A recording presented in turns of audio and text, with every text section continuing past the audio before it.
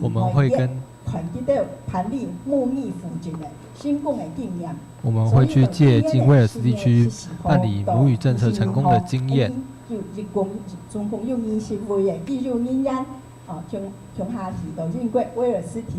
我们跟我们的基幼人员一起去威尔斯地区去参访他们的幼儿园、小学，还有参与青少年活动以及幼儿的教学的单位。我们来学习他们推动的做法。我们要开始做交流分享之前，首先邀请我们的客家委员会范副主委上台跟大家说几句话。欢迎范副主委。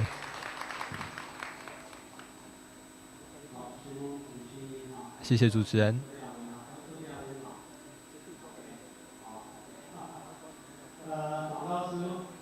张教授，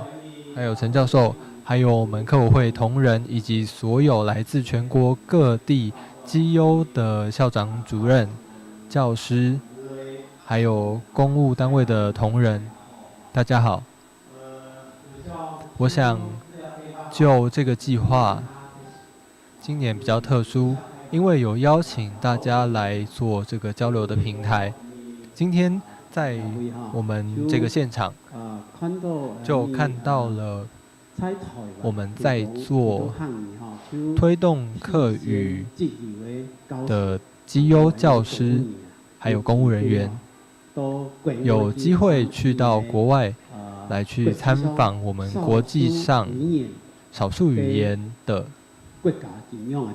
这些国家如何推动他们的语言。像今年度我们前往威尔斯，我记得去年也是去威尔斯，刚好去年我也有去威尔斯拜访。我想可以来分享拜访的政府机关、威尔斯的语言专业者，还有他们的统计局以及民间团体，到底是我们去那边交流，我们收获到了什么？除了威尔斯之外，我记得以前第1届、第2届，我们去纽西兰，要了解毛利语。大家是我们台湾推动客家语言第一线的我们的前辈，可以来了解一下国外是怎么来进行语言的复振。等一下会期待大家的分享。我们每一团出去也有邀请专业的教师，像今天现场有张教授、陈教授。陈教授在去参访纽西兰的时候也有一起出去，他会针对专业的部分给我们很多的分享。去年我们去威尔斯的时候，去年首要我们今年去的时候，张教授有跟大家分享威尔斯推动语言的计划，2050年要完成100万的威尔斯的人口可以使用威尔斯语。我就特别去拜访主持这个计划的 Alan 博士，他是到底怎么去推动这个计划，是怎么产生的，政府如何订定这个政策。其实它最主要有3项，第一项是我们使用的人，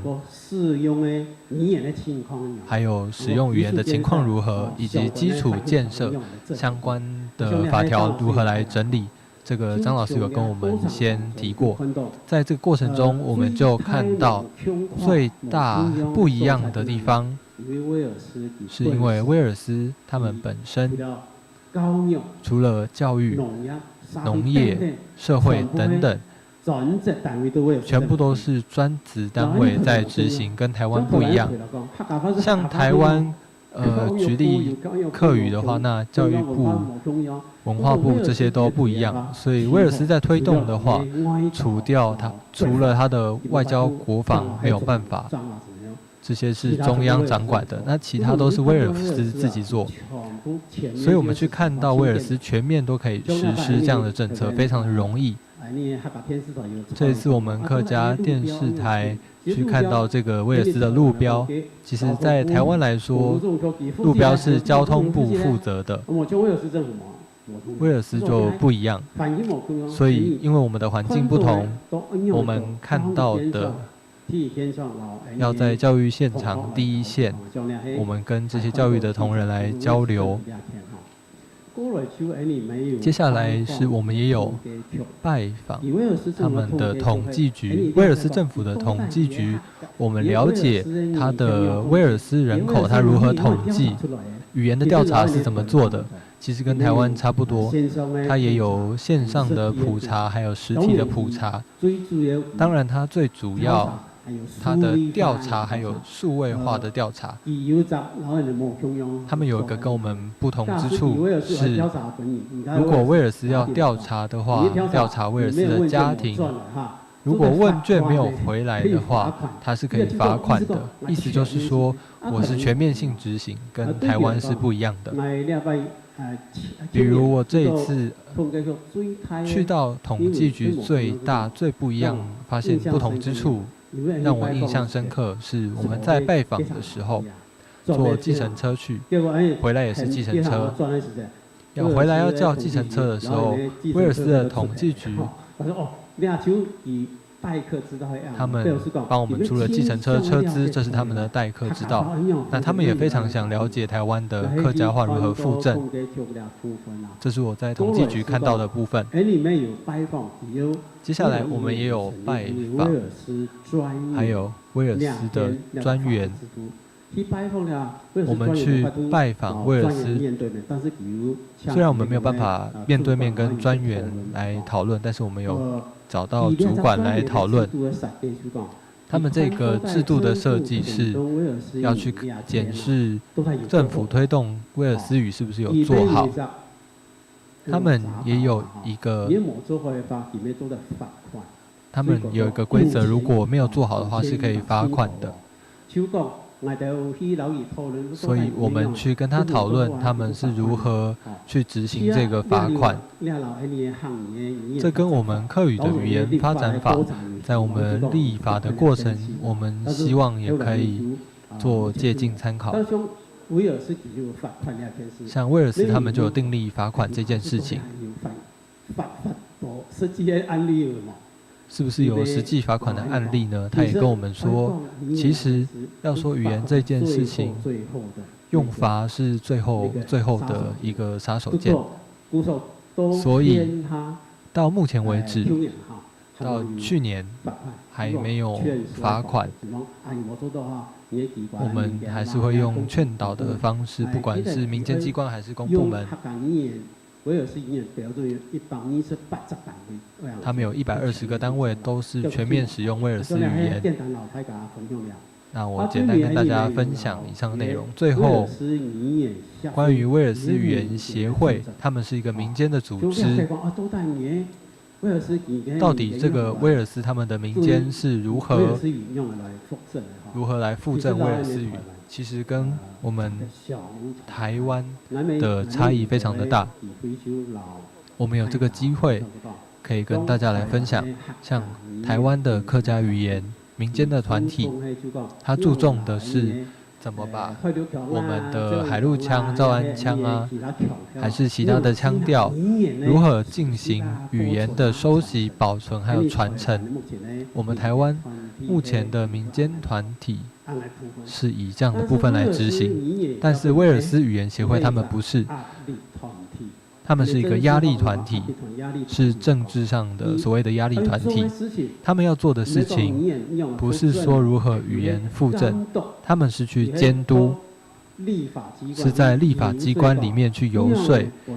要怎么让政府机关可以做得更好。所以他们希望，他们针对许多的领域，如果有机关没有做好的话，会希望政府部门要如何的改进，要怎么的做。这是台湾还没有到这一步的，因为我们这个语言的背景环境是不一样的，所以对威尔斯来说，他们的民间团体是一个非常强力的一个监督团体。我想这对政府部门、对民间企业还有社会也是一个很好的力量。所以这是我去年去到威尔斯跟他们的政府相关的团体交流之后，我有这样的心得回来台湾，在这个机会跟大家分享。接下来我要来听的是大家回来之后的分享。当然，因为今天与会也有公部门的人员，到时候也可以分享到底在政府单位是怎么做。今天大家可以把看到的、想到的，有机会可以提供给我们客委会做政策的调整还有改变，也欢迎大家提出。我就先说到这边，那不要耽误太多时间。以上，期待今天可以让大家收获满满，谢谢大家，谢谢。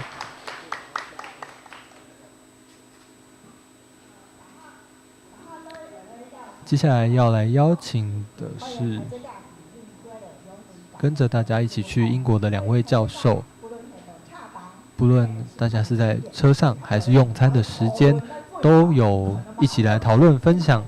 所见所闻还有心得。我们首先来邀请国立屏东大学的陈仁副教授，欢迎陈仁副教授。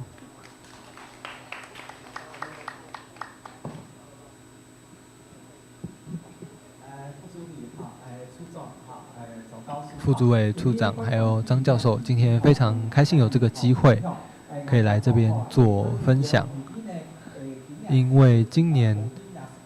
非常感谢也非常开心，我们客委会可以安排这个很好的威尔斯的参访，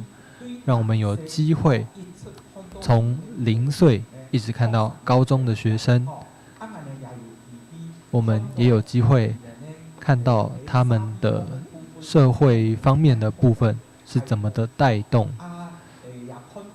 也看到整个的环境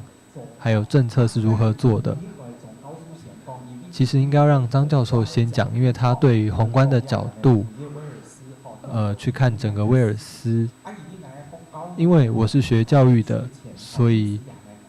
我是针对学前幼稚园的部分。那我从0岁开始，那因为我带头，所以我们从0岁开始讲，那后面大家可以接下去。让我觉得最震撼的是，从0岁一直到高中18、19岁，要他们用威尔斯语去教14岁的孩子去教诗歌的意境，这是非常困难的东西。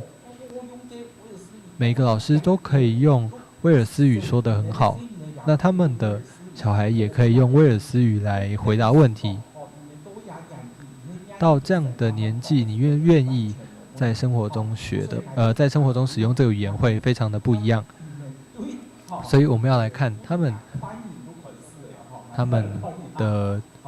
教学的方式。好，所以我是第一棒，我说的是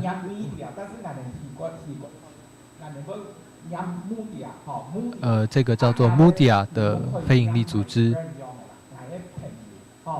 你也可以说它是意思是 my friend 我的朋友，它是一个非营利组织，它非常的像台湾的非营利幼儿园，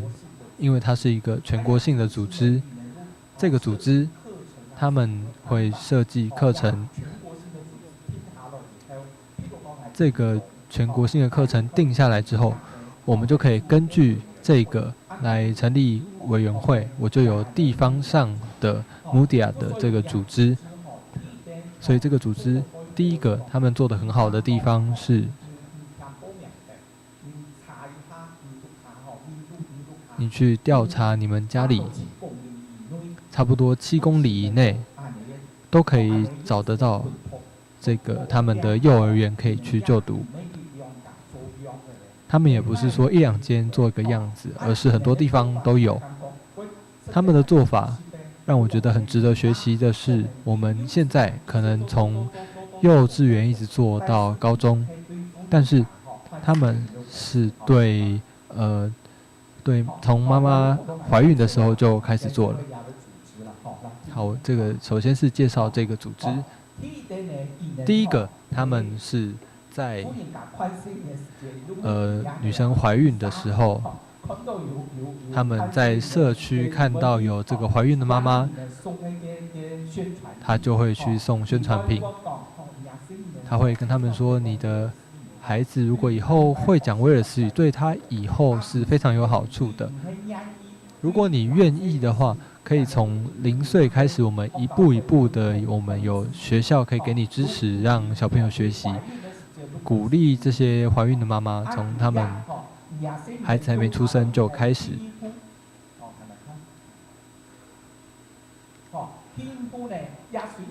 第二步虽然我们看不懂，第一个这个 club 它是俱乐部的意思，第二个意思是拥抱。这是一个婴幼儿父母还有照顾者的支持社团，这我觉得很值得我们学习。我们现在这整一块里面，我们少了这个部分，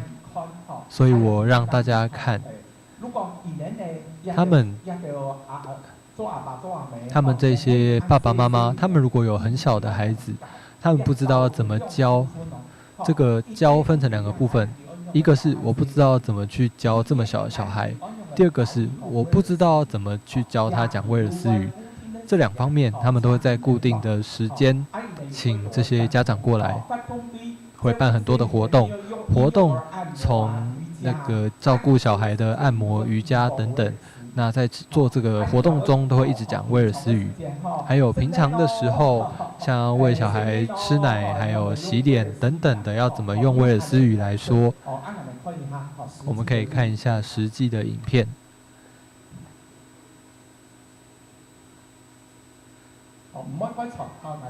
影片不会很长，我们大概看一下。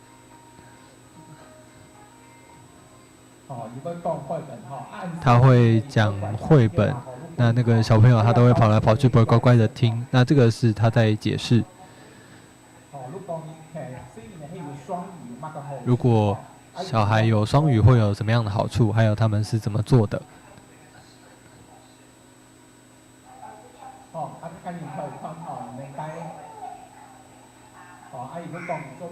那他会说他是怎么来带小孩的。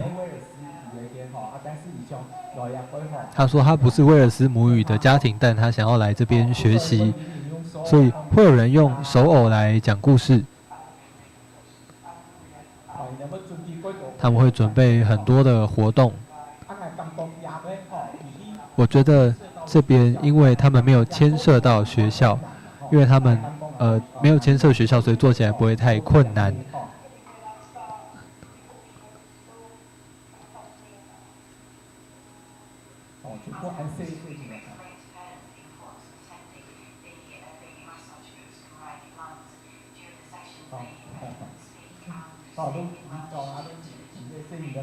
他们会跟这些很小的小朋友玩，这样大家应该有一个印象，他们是如何来做的。好，这个不是一个固定的时间，它不是像学校一样，每个礼拜我会在社福馆办一个这样的活动，那大家可以带小朋友来参加，就是开放欢迎大家来参加的。这是以上的第一个，再来下一个，这个也是我们有看到的，这个它是威尔斯的，意思是你跟我，那这是一个0岁到2岁的，他们一个保育员是照顾3个幼儿，在这个自由的教学环境里面，他们的时间很长，你可以7点半就把小朋友送去，然后送到晚上6点再接回来，对家长很方便。那这个是需要付学费的。我们大概来看一下这个0到2岁，是我们现在缺少的一块，我们可以来做，我们可以来看一下他们是怎么做的。先带大家来看一下他们自己的。他们做的有点像教学节目，每一家的都不太一样。那我们看其中一个当做例子，各地是不一样的。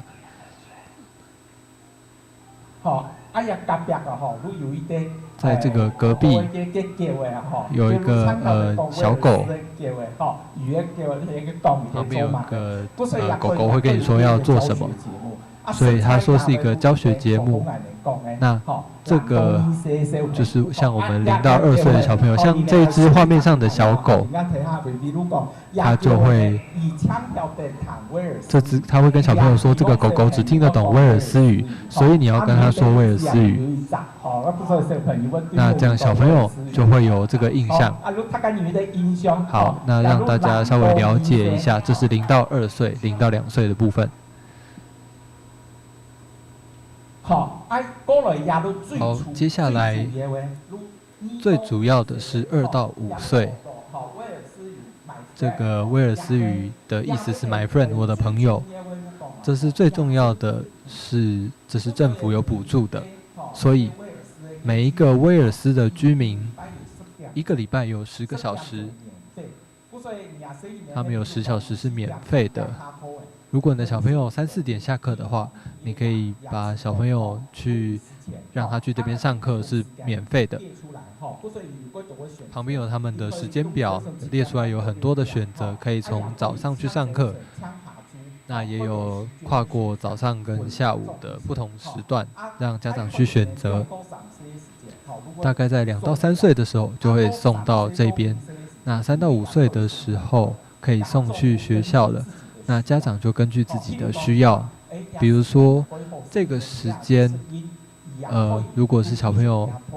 还适应的话，可以继续在这边读。那他也可以早上去上学，下午再送来这边。那有很多的选择。我们也看一下第2个影片。我们大概看一下他们的教学形式。我们那次去看到0到2岁，还有2到5岁的小朋友。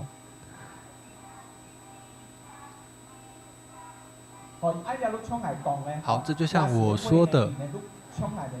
他们就像我们的非营利的幼稚园，在跟学校租一个教室，租一个地方，那我们就自己去负责营运这个设备。这是做户外的活动，基本上就是一个游戏导向，也不会很长，我们就大概看一下。小朋友在做的时候，他们都是用威尔斯语。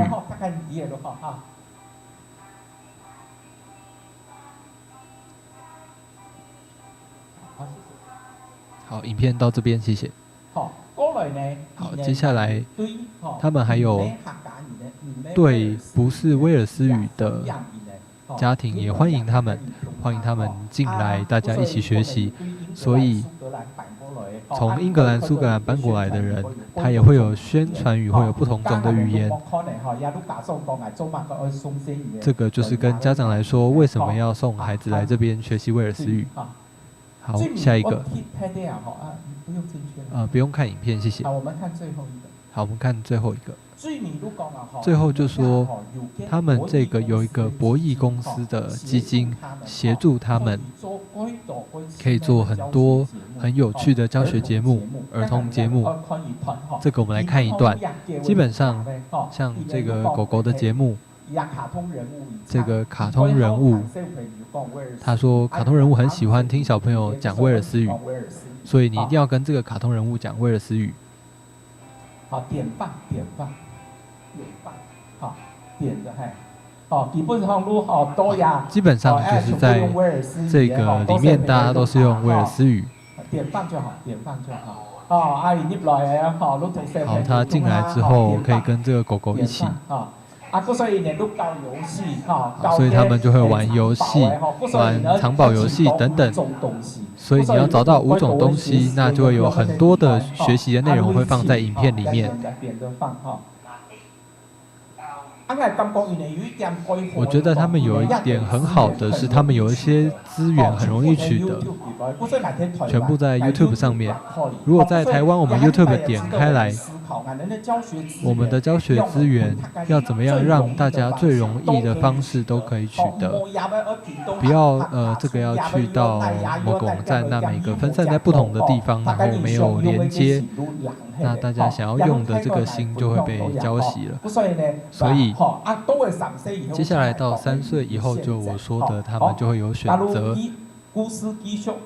事就继续下去，交给我们的伙伴，会继续进到幼稚园、小学来做不同阶段的分享。那我们等一下，张学谦教授也会给我们更宏观的一个介绍，介绍这个威尔斯怎么来推动语言的部分。谢谢。谢谢陈仁富教授，来跟我们分享0岁到2岁的小孩他们的学习。在这个班级里面，如果父母是威尔斯母语的10个里面只有4个，所以在这个穆迪尔他们这个学校里面有很多的资源可以让小朋友来学习。接下来我们要邀请张学谦教授来跟我们分享。换屋主委处长主持人还有陈教授各位老师台卡后，我今天要讲这个环球视野在地行动那是因为最近这个科委会主委提到说课语不断的在流失这件事情，然后他想说我们有没有什么新的方法？那一种方法就是我们从国外那边去想，我们从环球的视野来做在地的行动。那我们看了看，事实上你可以知道说我们台湾的这个语言互证的工作，事实上都赶得上世界的潮流，我们大概都在做。不过因为我们社会环境不同包括说政府组织刚范副主委也提到这些限制所以我们的发展可能晚了一些，那力道也可能没那么强但是我们可以开始来想用更多的想象力然后来想出各种各样的语言互证的方法。好，下一张。那威尔斯他有2050，他想要变成100万的威尔斯语者，但是你要知道，威尔斯300万的人口，然后我们客家人在台湾有400万的人口，那他在2011年，他大概会有大概53万人会威尔斯语，但是如果我们客家2010的样子，好像是38点多的%，所以某方面来讲，我们事实上我们的起点比他好，也就是说我们现在保留客语的部分比他们好，但是在做法方面，我是觉得我们有很多可以跟他学习的，因为他是算是少数语言积极的在复振，透过官方的推行规划，所以他的规划是值得我们学习。好，那刚刚范副主也提到说要提升会讲母语的人口嘛还有他的语言使用，那创造有利的环境，大概会指的是意愿、态度、动机的，但是对官方来讲，对老师来讲，最重要的事实上是你的一个语言规划，就是你怎么样准备这件事情。好，那他在准备这件事情的时候，他说到做到，还有罚款嘛？这刚刚副主委有提到嘛好，下一个，那这个就我刚刚讲那个数据，你可以看到，他2021年虽然是53.83万，比他2011年少，但是这个也可能因为人口老化等等因素，但是重点是在2024年，他最近的年度人口调查，他预估他们有85万，所以从一开始的50几万到80万，事实上它是有成长的。那这里面也涉及到人口统计的一些问题，就是你这样算一个会讲威尔斯语的人口怎么算？它比较严格的，或是比较它比较轻松的，就说我修过这个课，我就认为我会了。那所以这里面，但是这里面的重点是语言互证是可能的，它从50几万变成80几万是有成长的，不过这里面有一些统计上的问题要讨论的，但是重点是它实际很积极的去推广、规划、实施，那有一些成就，那这是我们觉得可以学习的规划的部分。好，下一张。那它整个规划来讲，它的计划书里面实际上有提到这样一个概念，就是一个烟火轮。这烟火轮的意思就是说，这边绑了炸药，它爆炸之后它就转，然后它一直转一直转。那这里面它提供什么？提供语言的使用、语言的服务，那这边可以促进他的学习的动机，跟他的有价值的感觉，所以整个他在做的事实上都是这些事情，包括等一下要讲的3个重点，一个就是 URDD 他的威尔斯青少年的志工团体，还有他的语言景观，还有他的这个语言行销，事实上都在做提高他的能见度、他的使用环境，然后促进他的动机，所以这个基本上就是它的一个概念。好，现在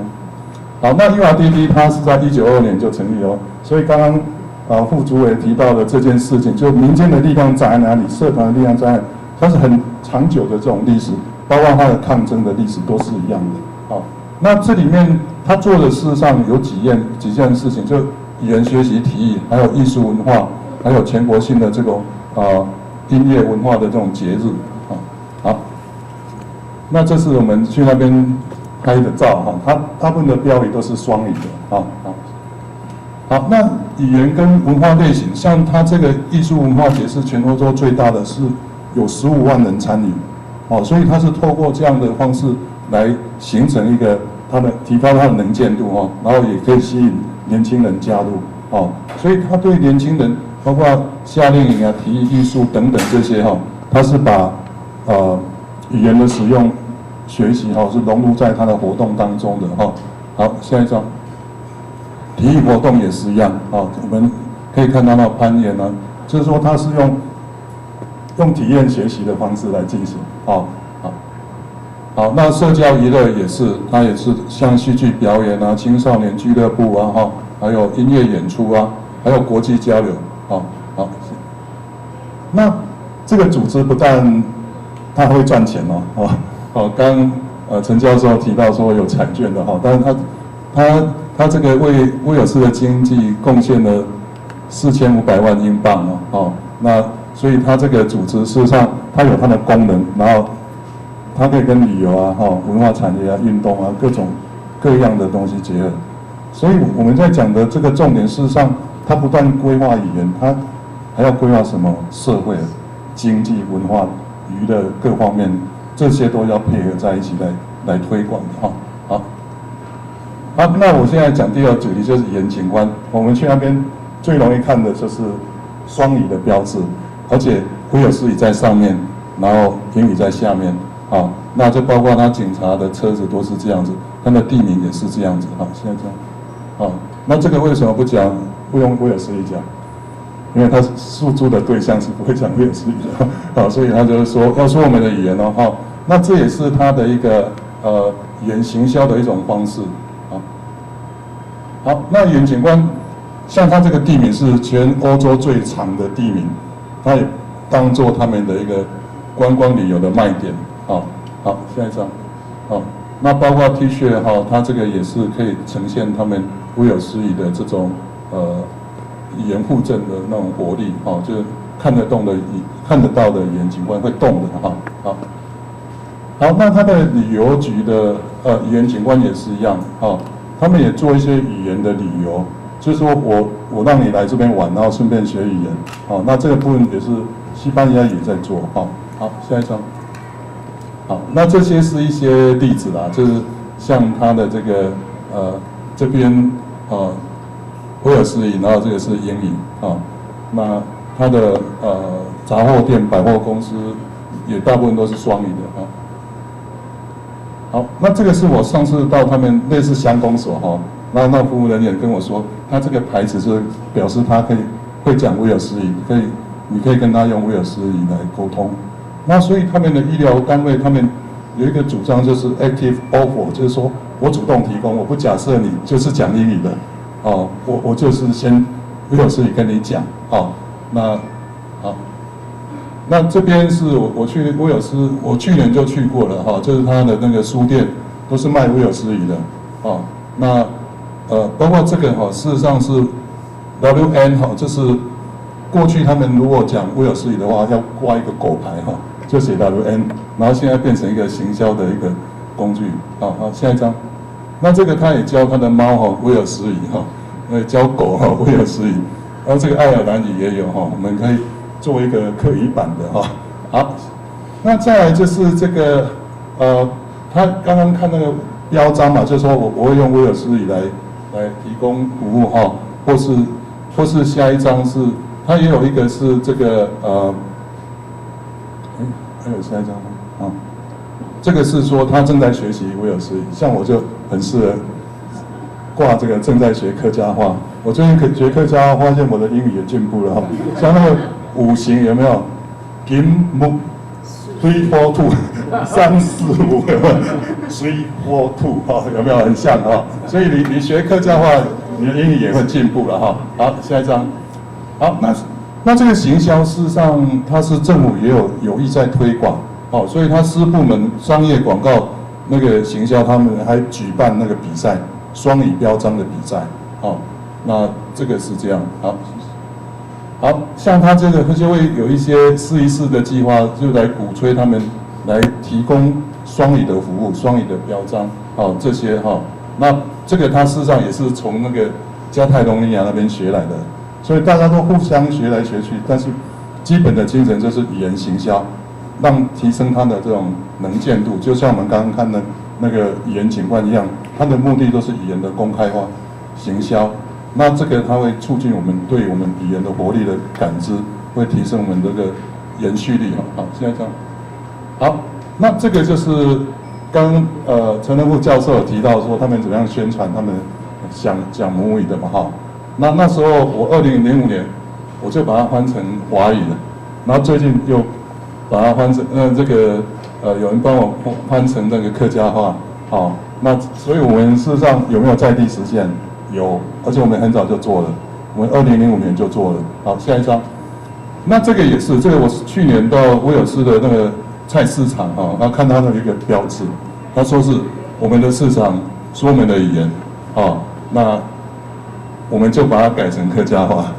好。所以我们互相学习，然后来强化我们行销的这种能力或者是想法，好，所以说我们要打造它是一个生意上有用的一个语言，哈，好，多谢哈，新蒙尼。新丰 A 张学先教授安进才也上面要分享哈，撒哈拉 A 提入为分享1000的 N 线来一张大合照哈，强后黑幕也线上走的提起来哈，你应该也手拿版，那来手拿版，手拿版，请大家那叫大合照哈，我们要大合照。今天来。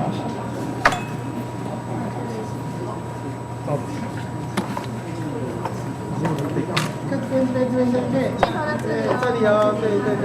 好，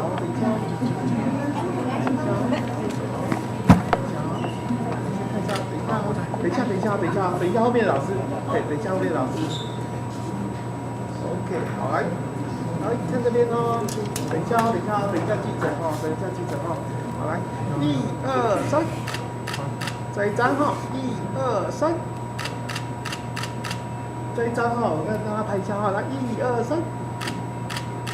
，OK， 谢谢。OK。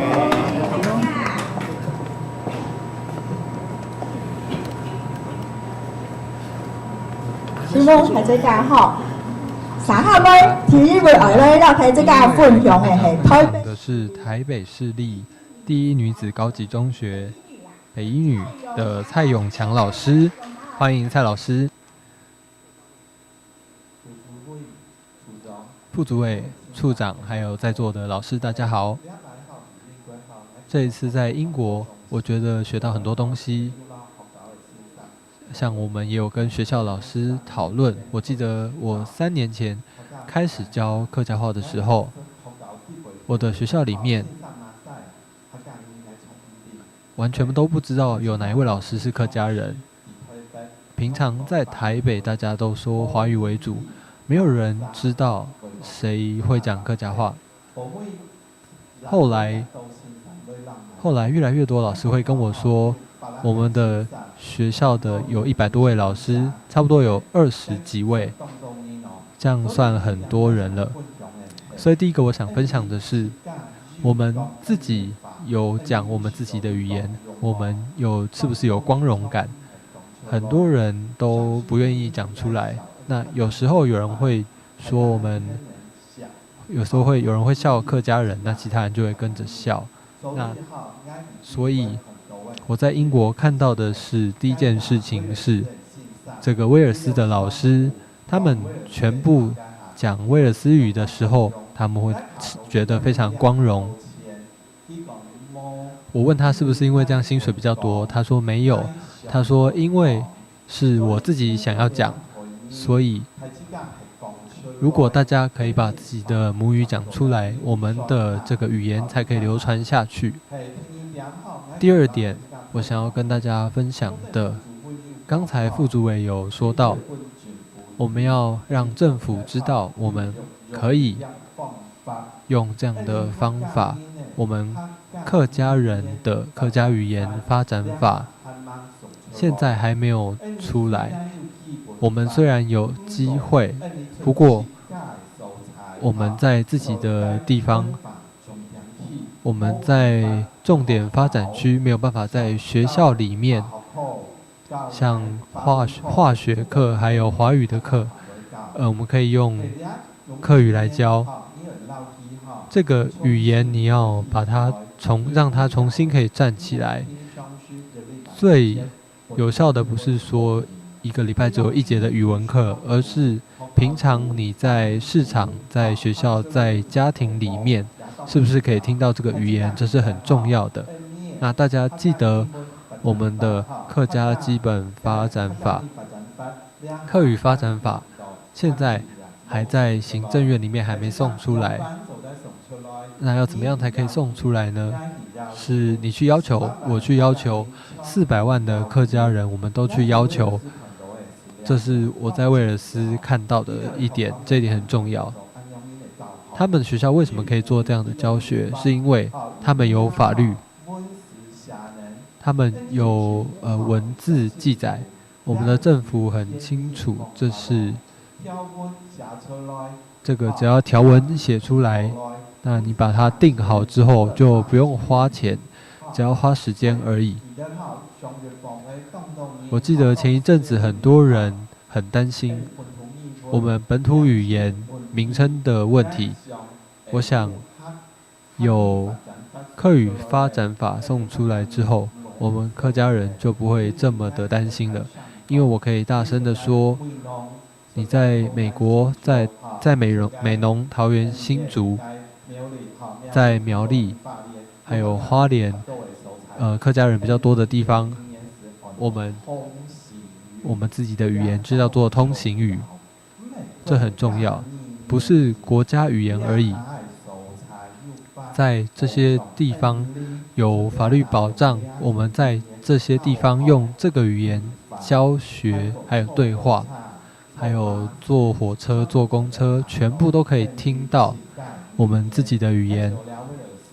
我觉得这一点威尔斯做得很好。第3点，我想要分享的是，我的学生是高中生，年纪比较大一点点，所以他每次都会问老师说：“我学这个有什么用呢？”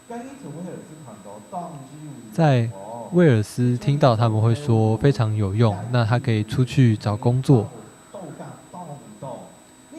他们会有很多的机会。在威尔斯的学校里面，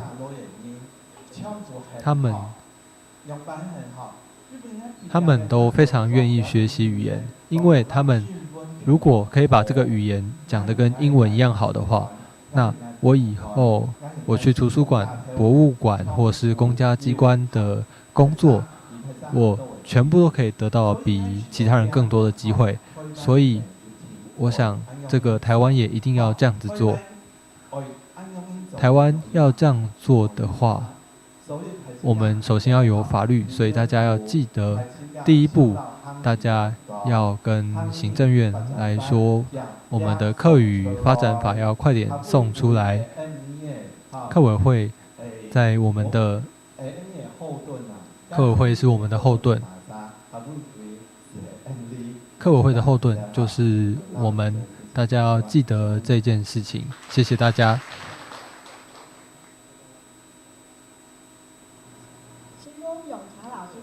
谢谢蔡永强老师的分享。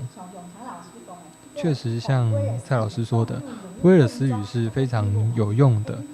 在工作上用得到。我们在这个 URDD， 他们有100多个工作人员，每个人都会说威尔斯语，这是很重要很重要的一个诱因。接下来要请新北市的崇德国小罗金枝老师，请罗老师分享。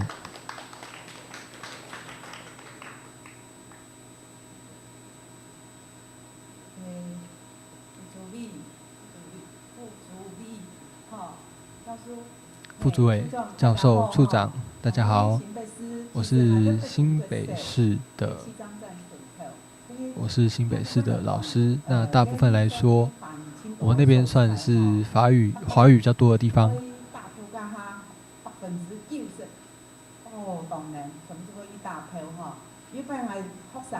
有一次，我的学生他就跟我说：“老师，我听说你会讲客家语，你可以说一句给我听吗？”我就跟他说 "Say more 安讲"，然后他眼睛就真的很大，他跟我说："老师你好棒。"那个时候，我觉得我的客家话怎么会讲得这么好呢？他可能有听过，但是他没有认真的去听。这一次，非常的感谢客委会，让我可以去威尔斯。我的梦想就是去威尔斯跟爱尔兰，那这样可以达成我的逐梦计划。说到这个逐梦计划，我又想到，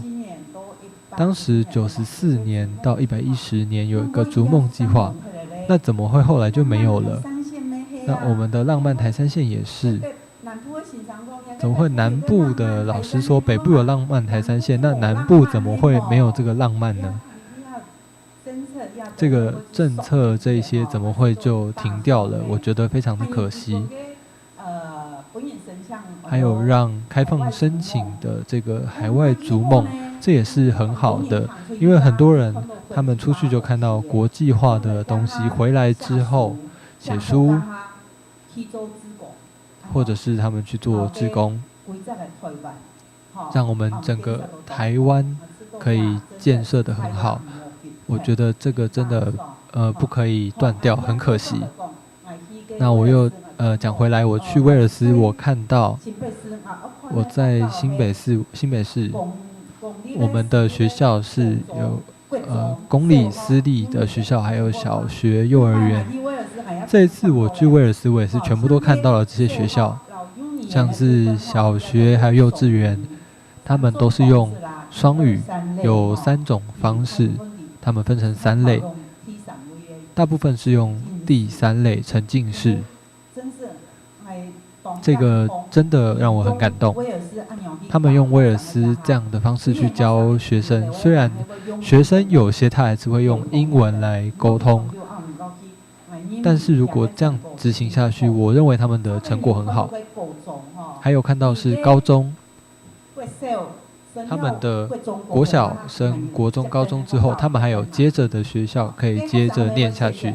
学生也会去选择这样的沉浸式的学校，国中、高中。他们从这些学校毕业之后，还有工作等着他们去做。就像刚才说到的穆迪尔，里面介绍的人他说，这一些老师是因为他们觉得他们说自己的威尔斯语很光荣，他们不是因为1年加5000英镑的薪水。说到这5000英镑，很多老师就会跟我说，我的钟点费怎么会没有原住民这么高呢？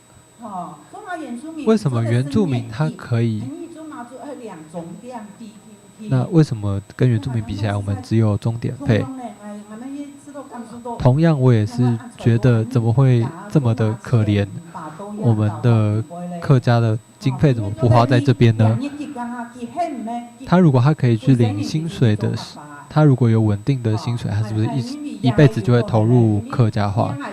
我认为，这就是我现在遇到的困难。新北市很困难的地方，就是没有老师可以去教学。今天早上我还去汐止的长安国小，他说那边有学生选，但是开学的时候还是找不到老师。原本要教我这边的老师他不来教了，我跟校长说，这些老师都觉得如果学校对我好的话，我就会留下来。你的设备到位，那教材也有了，他就会留下来。你对我好的时候，我一辈子我都会在这边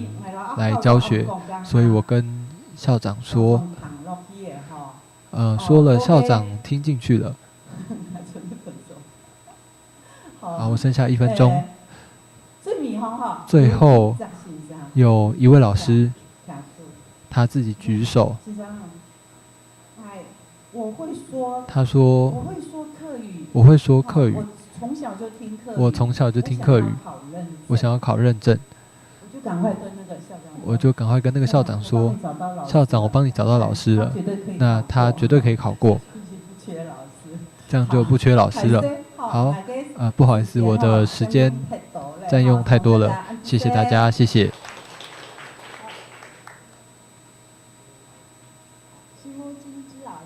好，谢谢罗老师很好的分享。接下来我们邀请的是苗栗县政府的范凯轩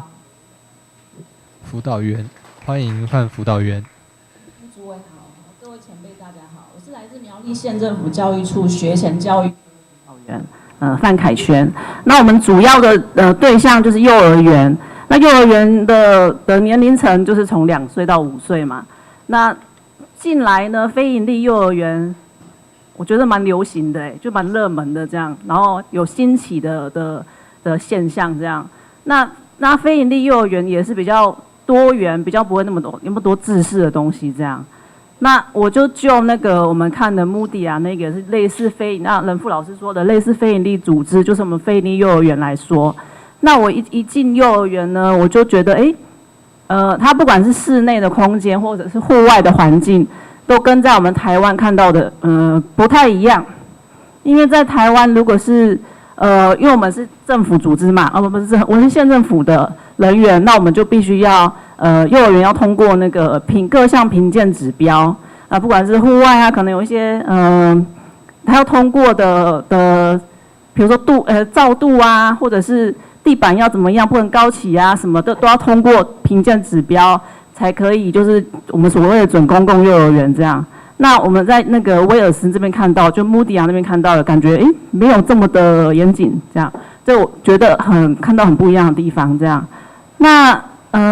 我觉得在我们苗栗县政府这边呢，因为苗栗也是客家大县嘛，所以推动客语也是一个很势必的事情，就不遗余力这样。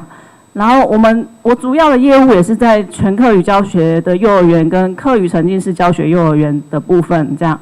那我们苗栗目前是全台湾应该是最多园所数参加客语沉浸式计划的县市，然后全客语也是目前苗栗，我觉得屏东是不是有开始了？屏东有开始，那苗栗算是第一个县市开始全客语幼儿园教学的部分这样。那我们除了鼓励各园所参加这个计划之外，我们苗栗县政府也会办理一系列的客语真人研习的计划，这样让客语教学的老师以及陪伴员可以去共同的观摩啊学习这样，然后在他们日后在教学的时候就可以有更多的认同感，然后延续下去，这是很重要的这样。那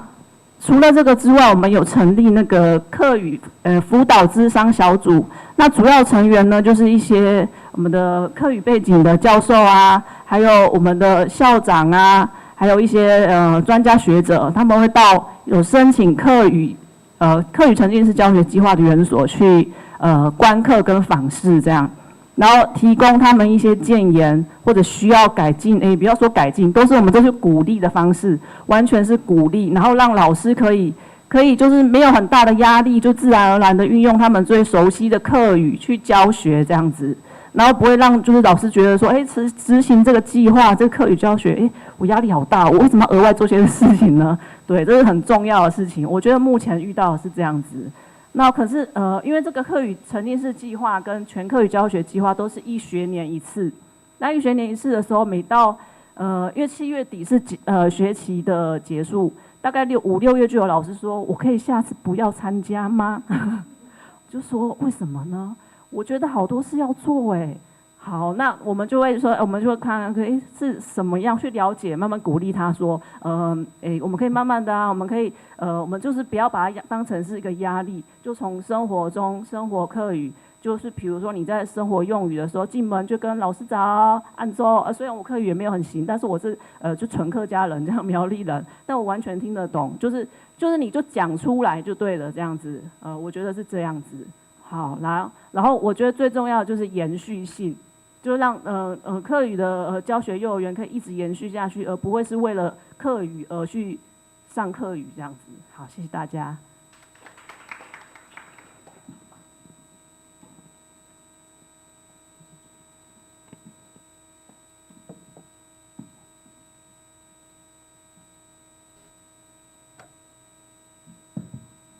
新丰凯旋葡萄牙让因的分享呢度没有理解让因他会去田球动作就该去。苗栗县帮忙课委会很多在苗栗进行教学的部分。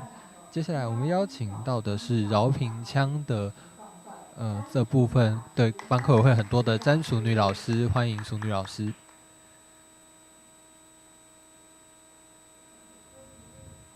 副主委，还有处长，还有在座2位教授，还有曾专委，大家好。我想刚才教授讲了很多了，在那边看到的情形，所以我就对教学的部分来分享我这一次看到的，他们从幼儿一直到高中，看到了很多他们的情况，我觉得给我很大的感受，实在就教学的方法来说，其实大致上没有什么差别。教学的方法，其实我们不会输给他们，也没有太大的差异。让我看到的一个点是，有没有落实这一点。他们在他们幼儿的部分的教学，他们教学做得很好，这是很简单化一个被动学习为主动，可以在教室的任何一个角落都可以做到。那个老师他也没有很多的道具，他就是自然而然的走过去，看到2个小朋友在做这个超市购物的这个角色扮演。他一听到回答的小朋友讲的是英文回答的话，他就要鼓励小朋友。他先称赞小朋友说你很棒，再教他为了私语怎么讲。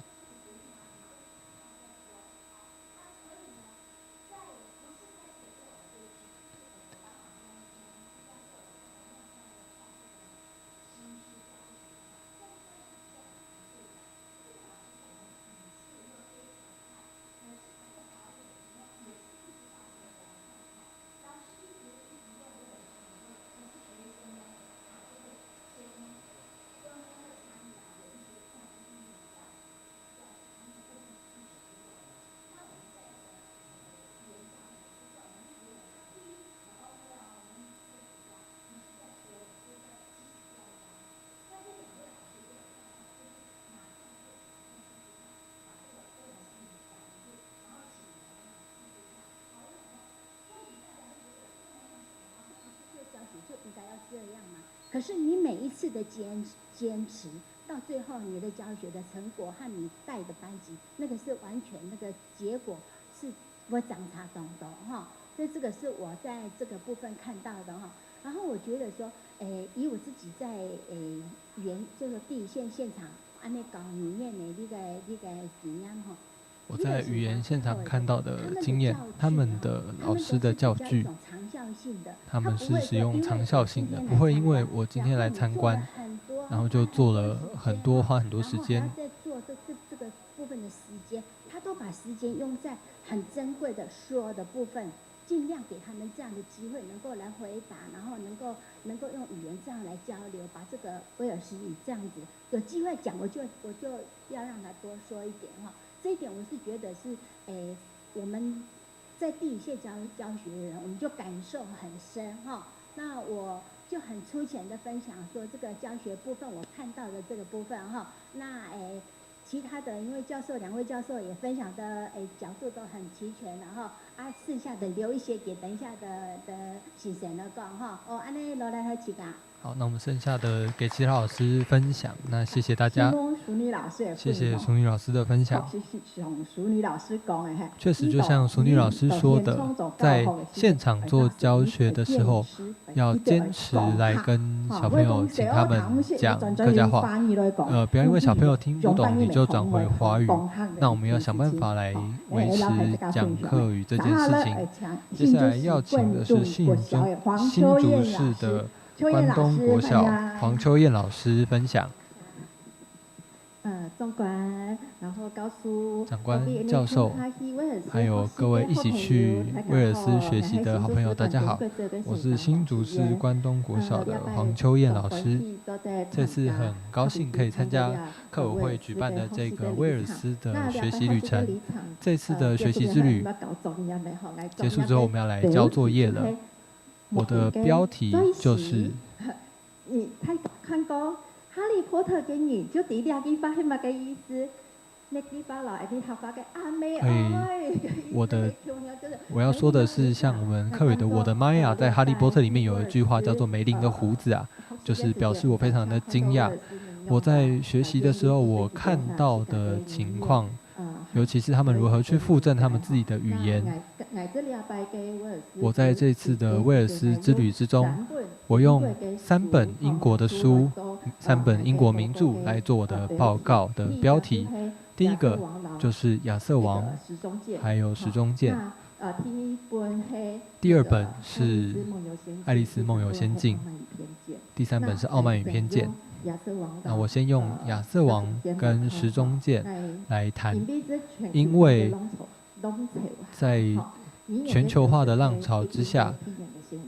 那語言消失一定是必然的現象。不過我覺得我去到威爾斯，我看到這些亞瑟王的子孫，他們是怎麼齊心努力來幫助自己的威爾斯語，像那個石中劍一樣，他們是怎麼把它從石頭裡面拔出來的。我覺得這是很值得我們學習的地方。因為我是一位老師，所以我覺得這一次的學習的途中，我覺得有幾個部分。第一個部分是教育方面的支持。我們去到了4個學習單位來看，每個學習單位他們裡面的人員都不一樣。不過我在這之中，我看到的是像幼兒園的老師，他是一個愛爾蘭籍的老師，他不是威爾斯人，但是他願意學威爾斯語，然後在學校教威爾斯語。我覺得這也給我們一個提醒，不是客家人才可以教客家話。我們可以用不同族群的人，他如果願意學習，我們也可以給他機會，讓他變成一個可以把客家話教得很好的老師。第二個，去到國中、高中的學校的時候，我們有看到有一個漂亮的小姐，她是一個威爾斯大使。她說選到這個大使是很光榮的事情。她學習了威爾斯語之後，她可以用威爾斯話來擔任這個威爾斯大使。她可以在學校裡面，讓學生、年輕人用他們自己的語言來跟同年齡層的人分享，學習威爾斯語的優點還有好處，甚至传承这些文化，我觉得这是我们也可以进行的一个方式。接下来去到 URDD， 看到那边的小朋友他们在玩户外的活动。他们的语言不是只有在教室里面听老师念课本，他们在进行户外活动的时候，他们也可以学到威尔斯语。在举办这些活动的时候，像我们是不是也可以要求我们的讲师，在这个活动当中，我们也用客语来讲？那这也是另外一种把客家话变成我们生活语言可以传承的一个方式，也是一个很好的方式。接下来去到的是幼儿园 Moody 这个幼儿园，我就看到了这些很小的小孩，他们跟着老师在唱歌。那这些小朋友我觉得都很可爱，这些很小的孩子，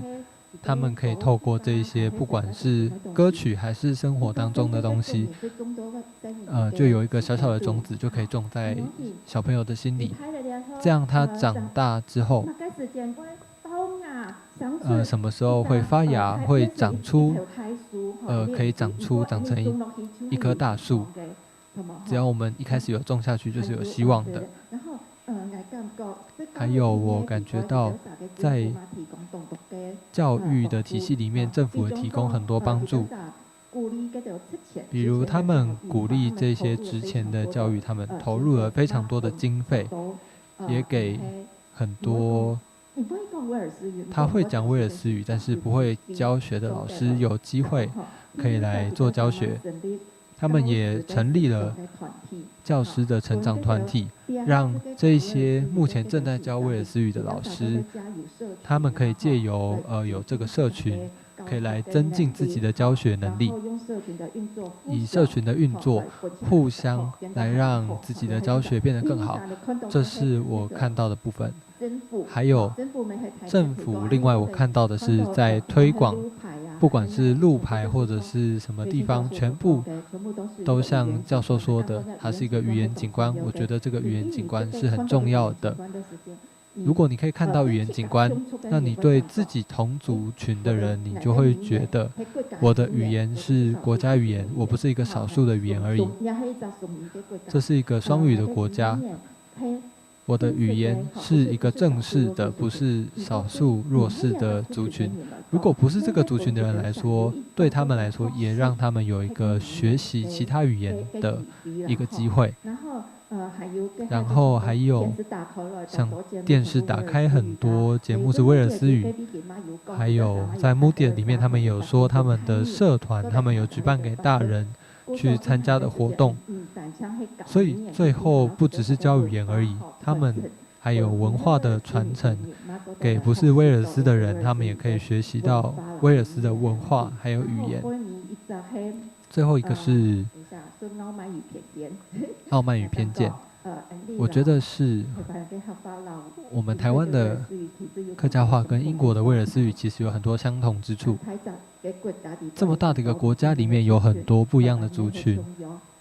这个情况我们也是一样的。我用这本书做一个总结，就是《傲慢与偏见》这本书里面有一句话，我觉得是一句名言。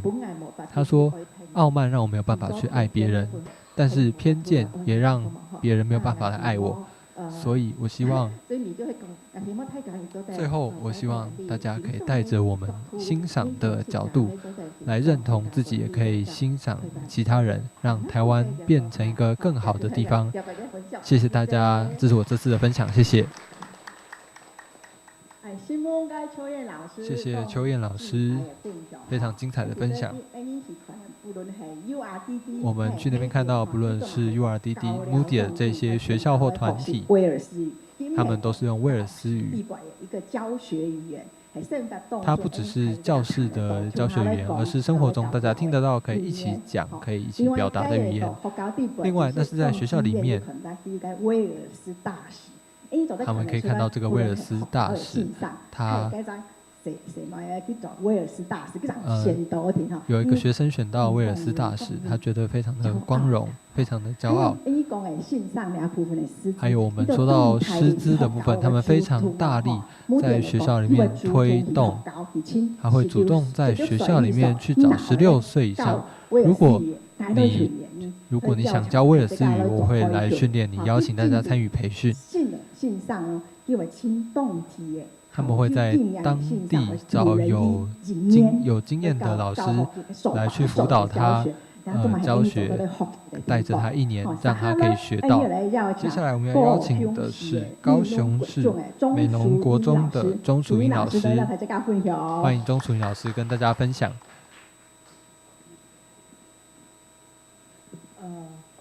长官、副座，还有我们的2位教授。特别我哋通常去威尔斯應該咧伙伴們大家好，嚇，我係來自美濃嚇，條都要講到個美濃嗰度客家語嚇，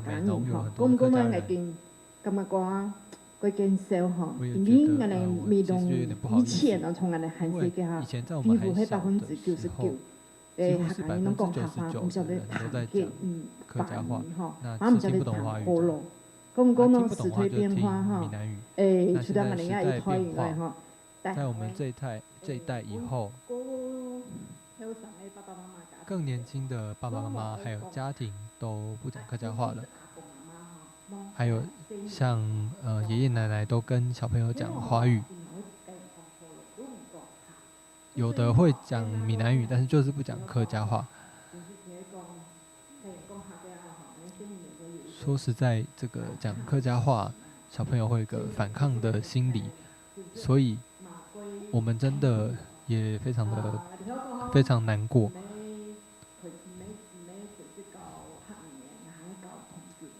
我其實不是教客語的，我是教童軍的，在童軍課裡面，我就會用客語來教，甚至我還沒去威爾斯的時候，我就有這樣子想，如果小朋友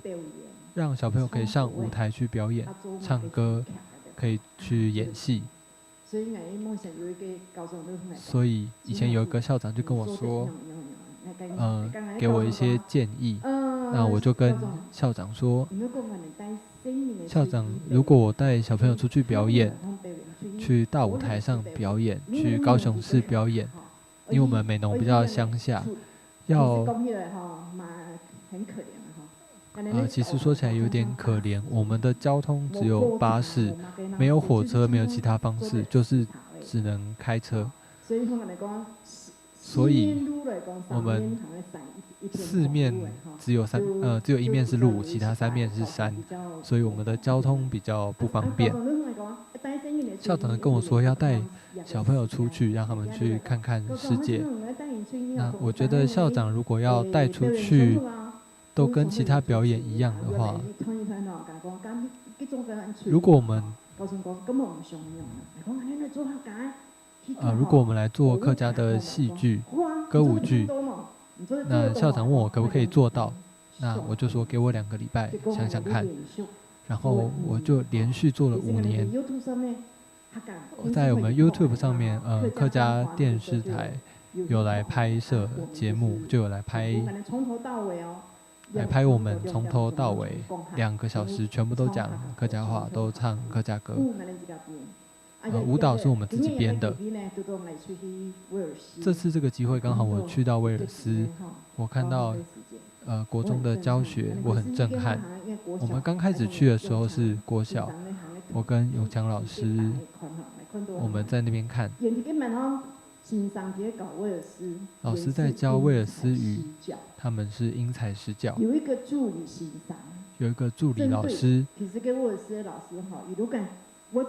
其實那些威爾斯老師他會用主題教學，那威爾斯老師就會一直說，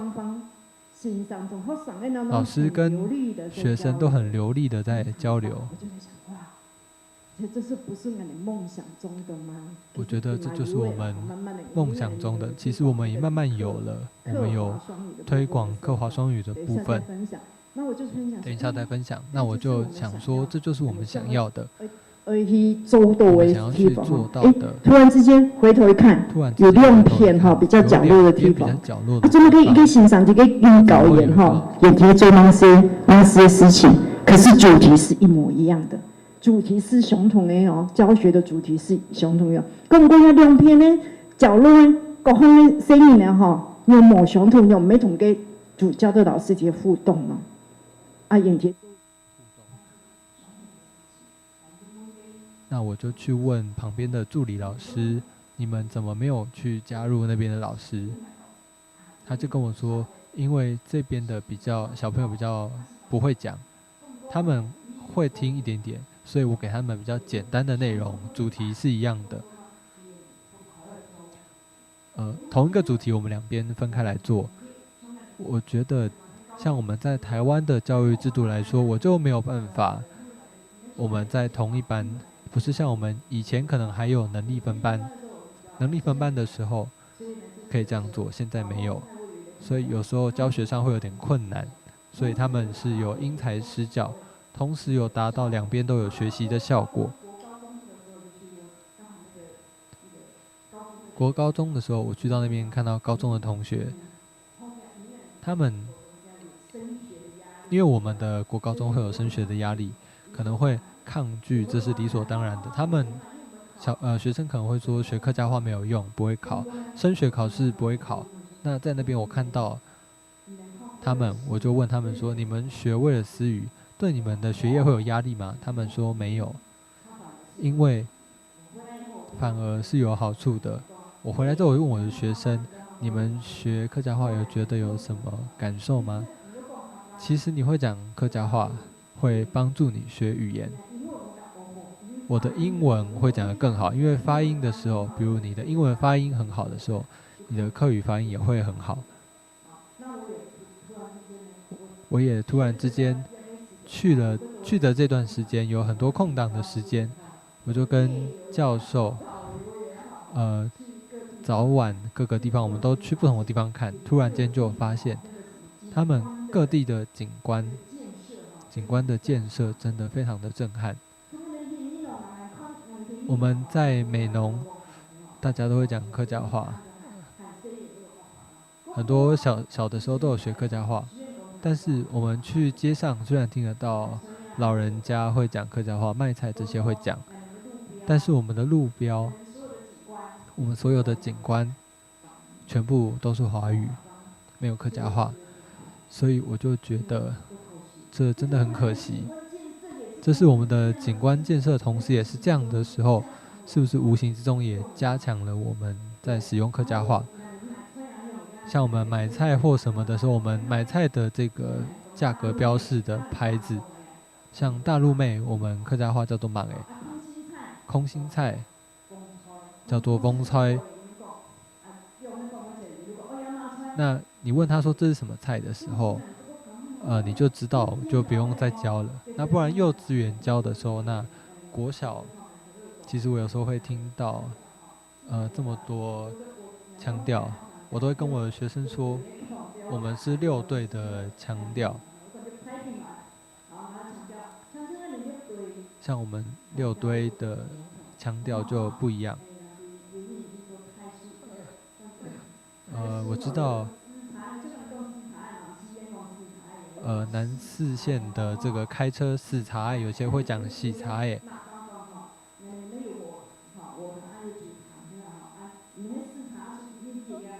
如果你开车进去的时候，我会说你就直直的把车开进去，这是我们会说的。那他们的发音就会是这喜过去，听起来像是死掉的死，所以给我一个感觉，虽然我们这个6大腔调，我们如果没有特别强调的话，那刚才我们每个人说不一样，但是我听得懂。那如果我们很小的时候就强调这个标准，那如果你嫌弃我讲的不准，那我就不会讲了。那是不是我们可以开放、包容一点，让大家来学习，是不是会更方便？这是我去了之后回来跟我在现场教学，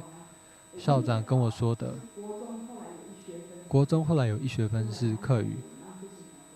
本来我们有老师在教，那校长跟我说，校长请我来教，所以我就同时有华课语的时候，我有课，我在 URDD 那边看到，我想要成立一个客家的童军团，全部要用客家话来讲，用客家话来教学。我之前也有办过，但是并没有实现，因为我们客家的老师不够，童军老师不够。但是我有这个梦想，我应该从玩乐之中来学习客家话，或许会更有效。这是我回来之后的感想，谢谢大家。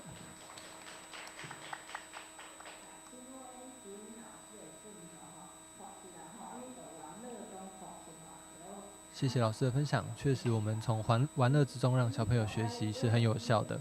我们在威尔斯的这个观课的小学里面，我们发现这些老师是因材施教，一个教室里面会有一个角落，他会把比较跟不上进度的小朋友放在那边，那其他跟得上进度的可以来上课，那比较跟不上的他会有另外一个助理的老师在这边可以带这些小朋友学习。接下来要邀请的是苗栗县侨育国小的张淑萍主任来跟大家分享，欢迎淑萍主任、副主委，还有2位教授。不好意思，我的客家话讲得不是很好。我算是客家的新住民，我不是客家人，我是后来才学客家话的。全部用客家话对我来说有点困难，不过我尽量。这次去威尔斯，我觉得现在不管是学生还是教书的老师，让我感受到他们自己说威尔斯语的时候，他们会有文化的认同感。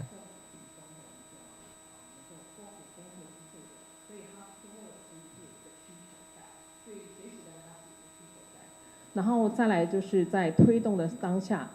除了所谓的认同感还有需求感，还有一种最后是一个尊荣感跟责任感。那在观课的当下，其实我们感受到是，所有教学老师给孩子还有一个最大的安全感。好，他虽然可能不是威尔斯的孩子，包括我们在那也看到一个来自中国大陆的孩子，我其实有私底下问他说，你学威尔斯语，好玩吗 ？OK 吗？他说可以，行，还行哈。那当然，他孩子能够提到还行，就代表说他学习这个语言，他其实是没有困扰的。那老师当下给予的是不，因为我们看到是说真的有差异化的教学，不同的孩子他给予他学习上面给予不同的方式，让他去进行威尔斯语的学习。那这点是感受到很深。然后这点其实我也带回去跟学校老师分享。当一个教学的老师能够去把客语这东西，一个所谓的认同感跟尊荣感带给孩子的时候，其实我们的孩子其实是可以学习的，而且转化很快。那现在学校目前更希望孩子是把这个学习客语，不是只有单独的自己说的好，也不是只有单纯的所谓的认同感，我们更希望孩子未来有说客语，他有推动客语的责任感。那没有错，那个所谓的威尔斯大使这件事情，在学校我们跟学校文琪校长讨论，我们学校老师会去做这件事情。那在计划其实已经快要公布了，我们希望让孩子自己去争取。我希望能够成为客语的推广大使，而不是让我们其他老师在帮他写所谓的自己的推荐稿。我们希望孩子自己能够去争取这份荣誉，那能够去认同自己的家乡文化，能够把自己家乡文化跟语言传承下去，这份责任感，我觉得我们的国小孩子就可以去学习，而可以去做这件事情。然后再来就是有关于，不好意思，看一下小草。回到学校还可以做什么？其实当下回去做报告的时候，其实是蛮感动。这次所有的就是一起的不管是机优人员来讲，或是政府团队来讲，其实让我感受到这个客家新住民感受到很浓很浓的那种感觉，就是这些前辈还有伙伴们对于客语推动的那个是用生命在推动。那放在你们的骨血里面，你们的血液里面好像就是有这份的冲动，这份的认同感。我相信也包括那个我们有苗栗有退休的园长，他那个是退而不休的，他还是在持续耕耘这一块。那我相信我们在座的伙伴也会持续在进行这一部分。这点也是让我非常深的感动，所以也带回去跟学校的老师分享。那我也鼓励我们学校老师，其实为公哈嘎巴给你懂懂哈，因为有78%的人是客家人。我们有一些事情，大概是我那个年代，就是你说母语的话，就会掉一个牌子的那一种哈，那个有一点点落掉，就是有一点丢掉。但是现在在学校给予老师也给予学生安全的学习环境，我们再捞回来。好，我们甚至今年也有那个60即将满65岁的老师，他参加客语认证，他是闽南籍，他讲了60几年的客家闽南语。今年他开始他在我们学校已经将近10年。可是他这次很认真去把那客语初级认证，他把它念完，说我懂了好多的客家字。我讲这个也是对于说学校在推动客英双语的一个认同。然后最后其实最大的收获不是去威尔斯走那一趟看过别的国家它的推动的内容而已，我觉得最大的收获还是来自于这群的伙伴。它让我们产生了很大的连结。那我也希望说学校在事实上我们已经联系好了，我们跟那个北一女中，我们的孩子大概一辈子也没有机会什么叫北一女中，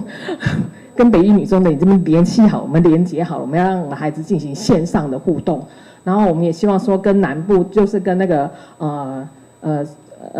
淑英老师对，淑英老师的那个美浓区因为我们是南4县跟北4县，其实也擦撞出很好玩。然后我也特别请那个我们那个刘连堂老师推荐那个不同腔调的孩子给我们可以进行学生参访学习，是4海6大平安，是不是？我们的孩子可能不知道说原来客家话不止4县腔。那我们希望孩子先了解我们台湾各地都有不断很认真学习客语的人，大家也能够同心协力，把客语不是只有救回来，而是要发扬光大。安志谁？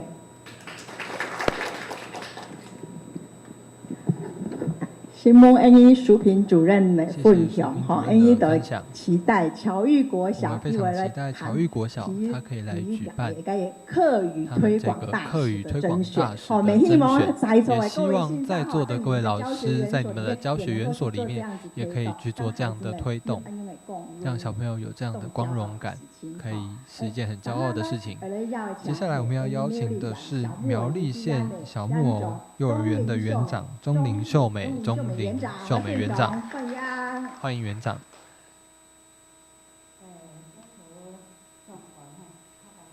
在座的长官大家好。我为什么会戴口罩？是因为我4年前带着小朋友，我们去爬山，那小朋友快要跌下去，我为了要拉小朋友就跌下去，那我的膝盖受伤，那牙齿有撞到，所以现在在矫正期，所以不好意思，我要戴着口罩。在苗栗县来说，客家人非常的多，但是我很伤心的，为什么我们很多都不讲客家话？所以因为这样子，这一次感谢客委会让我们去威尔斯。我是行动派的人，所以我就一直想我的学校要来改进什么地方。从他们的分享里面，我去到威尔斯，那我们的目的是什么？有的老师也很感动说，可能我在2、3年我也想去参访。那我鼓励这些老师尽量去，因为像我们幼稚园87年开始有教客家话，开始来做。说起来，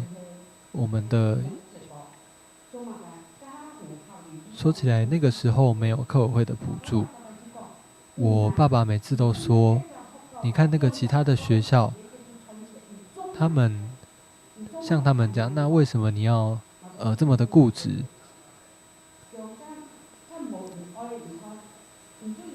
因为讲客家话，我们这个10-20个小朋友，那我们的学生比较少，是不是有办法生活？那我觉得这不是生活的问题，是我们文化要传承，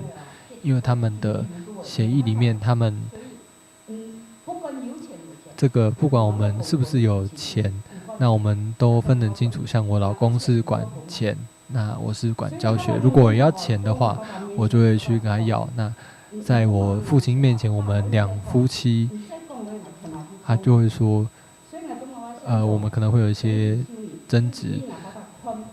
因为我爸爸看破了我这个固执的性格，所以在我回来之后，那我就带着小朋友在社区跳舞给这些老人家看。不管是社区总体营造之类的，那不是让老人家来领个中午的便当就回去了，所以我们在小朋友这个学期的教学里面，我们分3组让老人家去闯关，那让这些爷爷奶奶他们现在开始不可以跟小朋友讲华语，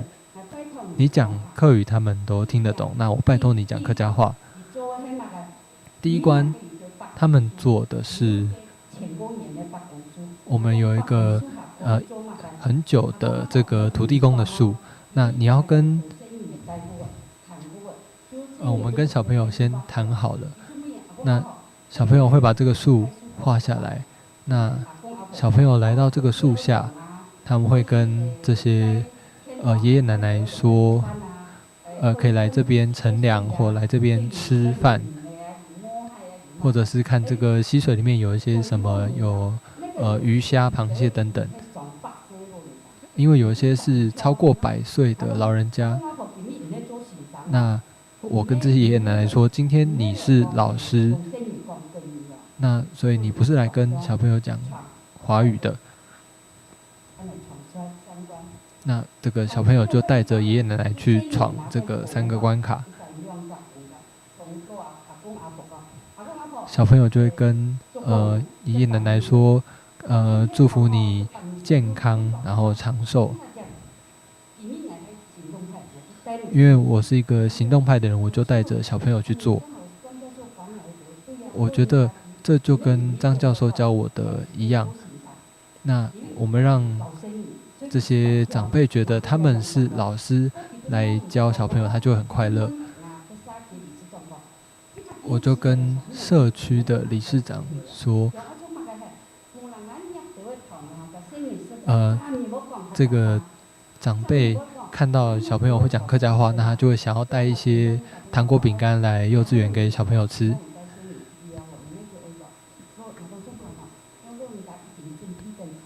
那这些长辈他们也都非常的期待可以去幼稚园来见到这些小朋友。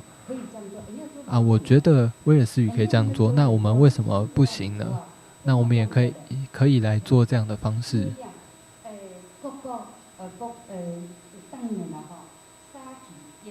我们每年这个社区县市是不是有经费？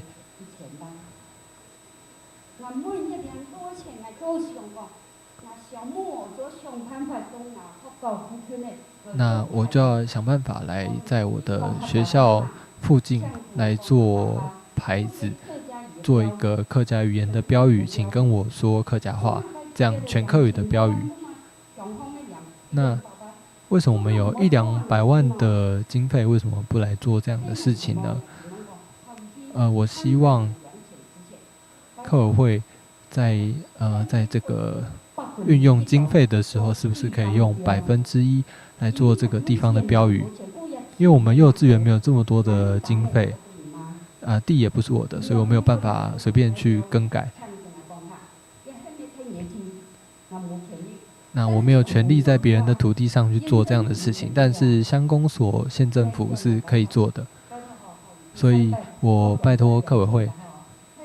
是不是可以拿出1%，拿出一点点的预算来做这些客家的路标？我很赞成这个客语小天使的点子，可以让小朋友觉得我讲客家话很棒。因为中央大学的教授跟我说，这个高普考要经过这一段，你要讲客家话，或者是你有这个客语的证书，你就可以先去做选择。像小孩子他去考邮局，他就可以因为有客语认证就先录取。所以在社区里面，我也对家长灌输要让小朋友去讲客语。以后如果讲得好，可以去考这些公家单位，也是一个出路。我认为这是一条很长的路。回到我们讲客家话，我们本来就要长期来计划，所以我希望客委会还有在座的，我今天非常开心可以见到大家，真的今天看到大家很开心，看到大家就觉得好亲切。谢谢2位教授一直的指导，还有客委会，没有大家在背后的支持，我想我的小木偶可能就没有办法做下去了。谢谢大家，谢谢。谢谢我们小木偶幼儿园的园长的分享。那问题我们留到最后，请长官来回答。那不过，我记得我们在英国威尔斯的时候，在那个民间组织穆迪尔，他们也有讲到很重要的一件事情，就像园长说的，跟社区来做交流。他们也会请社区的老人家来跟小朋友讲故事，跟社区的人一起来办活动，大家一起来参与。这样的社区参与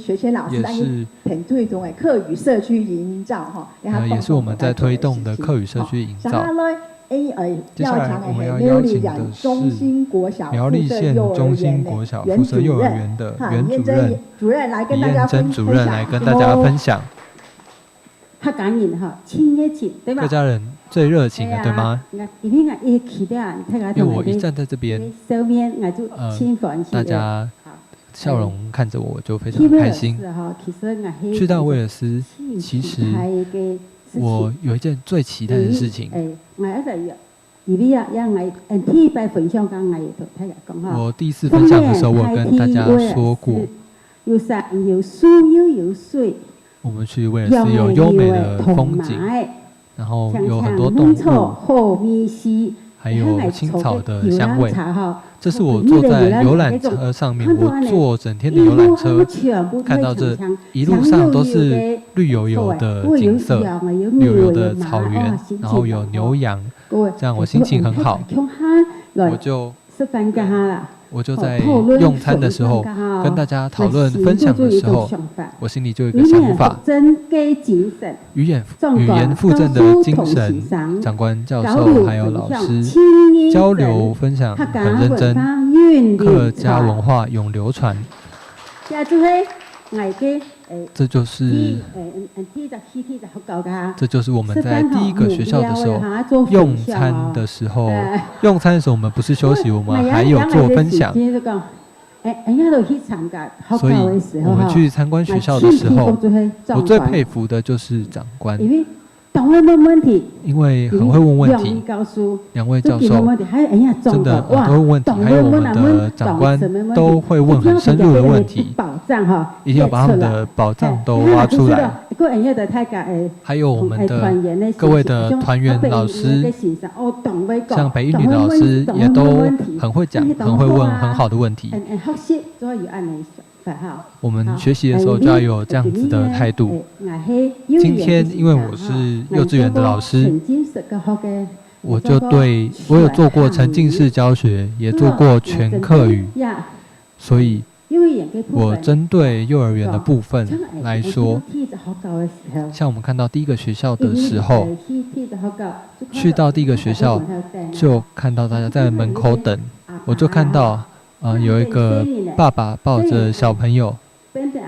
小朋友靠在他的身上，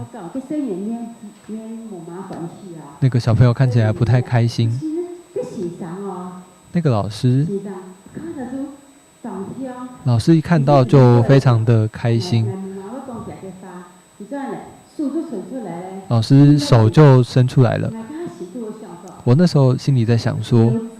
这个小朋友不知道会不会哭，结果不会，他一转过来就笑嘻嘻的就被老师抱进教室里了。我就觉得我们老师是不是很重要？真的很重要。在幼儿园还有国小要怎么迎接小朋友是很重要的。那我现在先来说，其实呢，课语要怎么推行，老师的教学，还有环境、社区、家庭，全部都是互相连在一起的。所以我们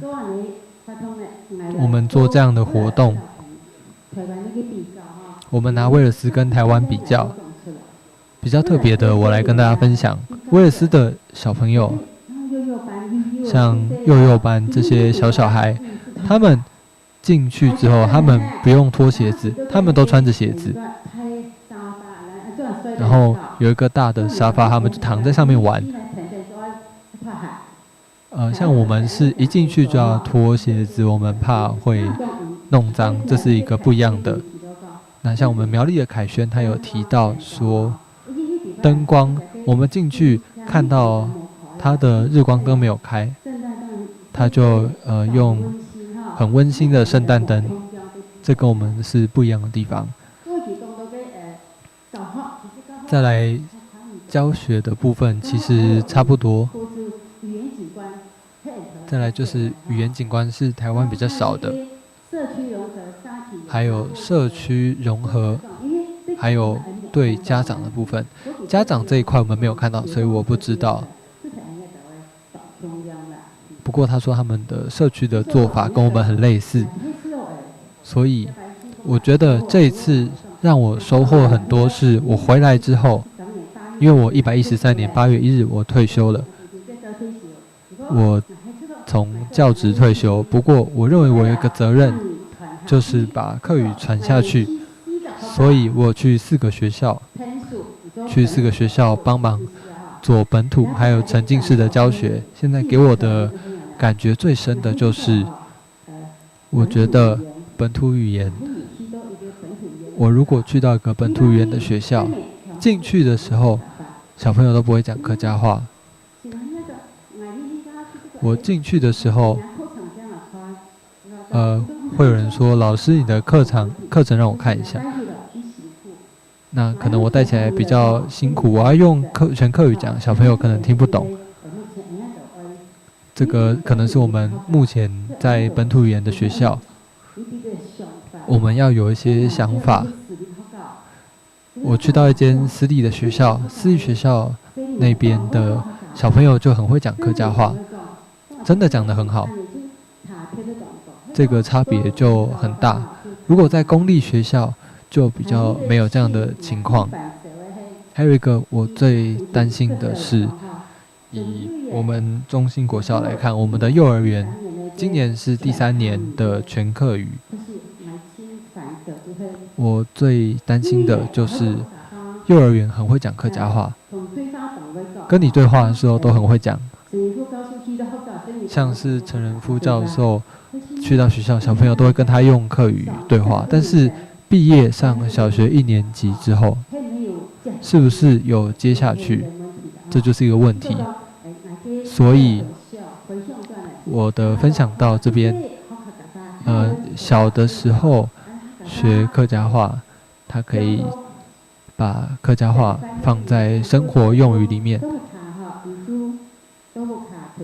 在家里跟小朋友讲客家话，这样就对了，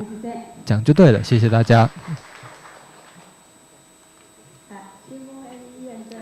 谢谢燕珍主任的分享。确实，小时候来学客家话比较容易，长大了也会记得。刚才主任也提到一个问题，他们中兴国小是我们全客语的幼稚园。小朋友在幼稚园很会讲，但是上小学之后却没有这样的环境讲客家话了。所以小学、中学怎么推动也是很重要的一个问题，课语衔接教育的问题。接下来要邀请屏东县万峦乡的幼儿园园长李荣珍主任、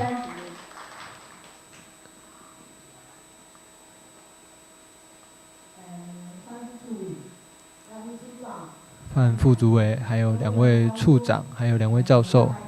还有这次我们一起去威尔斯学习的伙伴，大家好。今天很开心来这边分享我们出去交流的经验。这次也感谢2位教授跟我们同行，可以先给我们指导，看一下有什么问题，或者是我们要看的方向在哪里。也谢谢客家委员会。刚才这么多的先进有提过在威尔斯看到的，那我就针对我们幼儿园的部分来做分享。因为幼儿园我看到的就是跟小朋友很快乐的进行教学，也感受到老师的热忱。因为刚才有老师说到，不是威尔斯人，但是他去学威尔斯语，这个真的是蛮感动的。我去看到的情形，然后我回来跟我们的同事分享。那同事会问我说有没有什么可以分享的？其实从对我们的课语推动，大家都很有热忱。那希望可以做应用在我们课语的部分。我们有6个班级，其中有4班是做课语沉浸式教学，其中1班是做全课语的。所以希望在万峦乡可以推动，将我们客家的文化这些推动教学。在威尔斯，我看到他们会带小朋友去社区，跟老人家一起在关怀据点或是社区的长者。其实我们万峦乡的幼儿园4个班级都有在各个社区的关怀据点去做一个老幼同乐。我们的老师设计课程，去跟这些长者一起来分享。那长者因为他们的客家话很好，他们就会跟小朋友讲客家话。我们这次去到威尔斯的时候，看到他们小朋友教学的情形，其实我回来跟我们老师说，我们的老师教学我不敢说比他们好，但是我可以跟大家说，我们的老师都很用心在客家这个部分，因为我们推动很久了。我们从96年左右就开始推动客语教学，当时还有原住民老师，有闽南语老师，但是他们经过这么多年的学习，他们可以教学，可以教客语，可以参加认证。我们的乡长也很关心每一个老师，如果你是闽南人或是原住民，都要去考认证。其实教到后来，我们几乎老师都有考过初级、中级的认证。万峦乡公所也鼓励我们所有的同仁，也要去考客语认证的初级认证。这次成绩很好，已经几乎全部都通过了。我会说到乡公所的意思是，乡公所有这么多的职员在柜台，他们每一次会在下午的时候有一段时间是客语时间，会放音乐。乡长会说，那园长可以拜托你来教我们的员工，我们会用10分钟的时间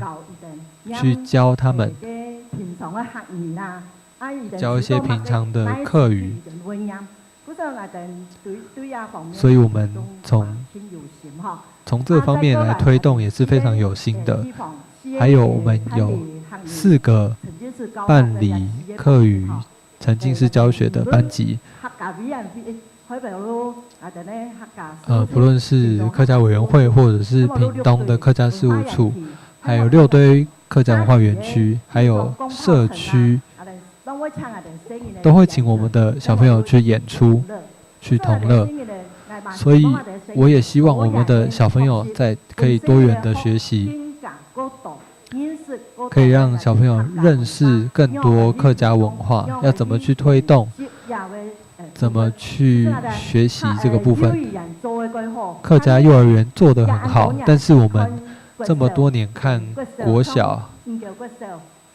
像万峦国小等等，他们也推动得很好。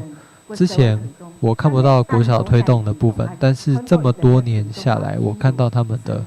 推动也很有成效。但是到国中的时候，因为可能是受到升学的压力影响，在推动客语的部分，推动的时候会比较困难。但是我们会尽量努力，因为我本身是客家人，所以我对我自己认同的语言跟文化，我希望每个小朋友都可以跟他们分享。那在家里的时候，像我们的老师在教学的时候，他们会在家里去录跟爸爸妈妈对话的情形，会送到学校。如果有做到这样的影片的话，我们会给他鼓励，给他奖励。现在有很多国小的小朋友，他们去参加初级的认证，那是不是我们屏东县政府有一个奖励？他如果考上初级，会有一个奖励金。这次我分享我们自己家里的例子，因为我有2个孙女，一个3年级，她今年很开心，她有考过初级。考过初级的时候，她就很高兴，可以拿到这个成绩单的时候，她就跟我说：“奶奶，我通过认证了。”其实在家里我都会跟她讲客家话。你在家里讲，你如果在家里跟我讲华语，我不会回你，所以在家她会跟我讲客家话。再一个分享是，我的侄女，她大学毕业，她是语言博士毕业，她去考国小的老师。因为国小的老师很难考，所以她就是参加高级认证通过。她去考试的时候，她就用这个专业的分数来达到可以录取是老师，她就在桃园教书。所以我用这样的方式去鼓励家长，多让小朋友多学另外一种语言，真的可以让他们。我们有很多闽南区的家长对我们的幼儿园推动这个客语，他们很有兴趣，专程把小朋友送过来，专程送来我们这边读书。那你们为什么不在？他说，小朋友是为了要学客语，所以才会特别送过来这边念书。所以，如果我们有心去传承，我相信，客家文化，我们也可以做到像这样的情形。我们屏东县最好的资源是我们人富老师的团队，在屏东教育大学给我们背后很多很多的资源，所以我们才可以做得这么成功，这么有心。好，谢谢客家委员会，谢谢副主委，谢谢2位教授，谢谢各位先进，谢谢。谢谢李荣珍园长的分享。接下来也是屏东县的万峦乡立幼儿园的邱雨萍组长来跟大家分享。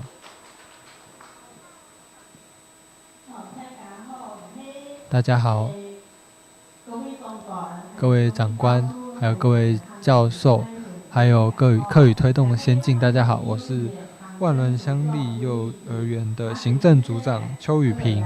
今天我要来这边跟大家分享去英国威尔斯语的参访的分享。我们去到威尔斯的学校，从他们小朋友出生开始，一直到高中的阶段，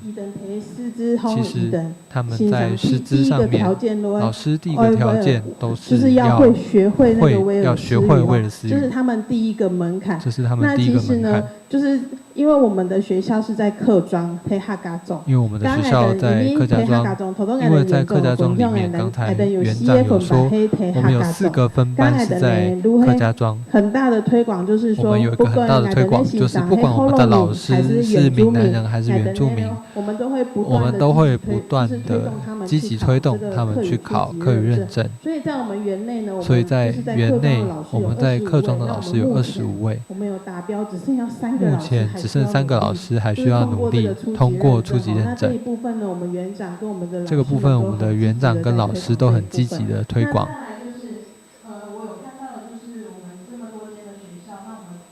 以幼儿园为主，那他们的教材教法的部分呢，我发现伊等的欣赏，清理后的路黑，伊等很会善用一些媒体的资源。就是他们多媒体的资源很厉害，因为老师们就是很熟络的，可以在电子白板上面或者平板上面呢，就是可以把他们今天要教学的一些威尔斯语直接可以就是直接给孩子。那其实这背后就知道说老师们很用心哈，就是不断的就是可以把今天自己要背的备课，把它做得很多元这样子。所以呢，他们就是老师们，我觉得他们就是会善用很多的肢体语言去教孩子学这个威尔斯语。那其实我们学校在推广沉浸客语的话，就是我们老师们也是会使用这样子的方法，但是唯一我看到不一样的地方就是，威尔斯学校的老师，他们就是有那种很大的热忱，对威尔斯语的推进，他们那个热忱，我觉得这就是我们可能老师们在推动沉浸客语的当中，这个热忱的心一定要有，就是你推广下去才会是有实质的帮助，才是会有效益的。好，那再来呢，就是其实他们的一些情境布置的教学呢，那在我们屏东县的话呢，其实看到。每一个学校在这一部分呢，不会输给他们。对，那我们老师们其实也是很用心的在经营这一块哈，所以所有的布置啊，不管是墙面或海报的设计，我们也是会看到我们的客语的一些用语哈。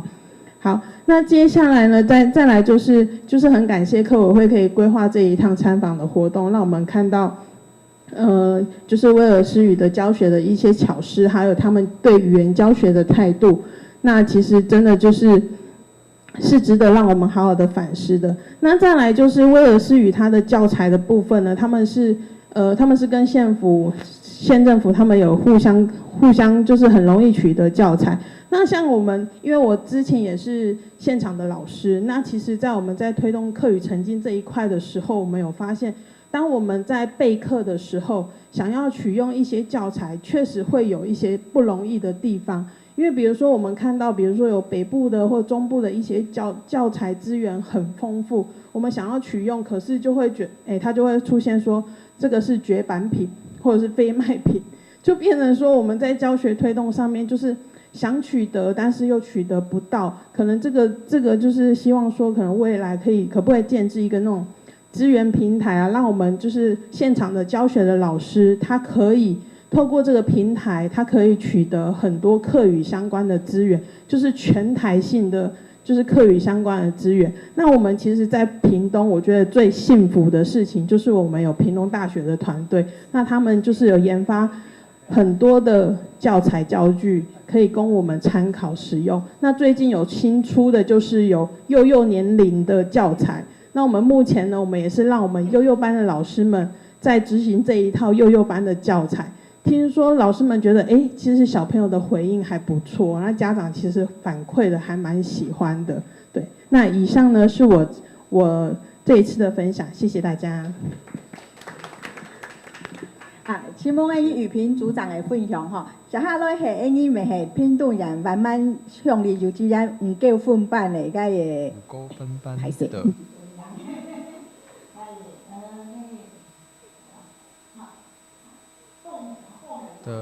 陈凤美教保员陈凤美老师的分享，欢迎老师。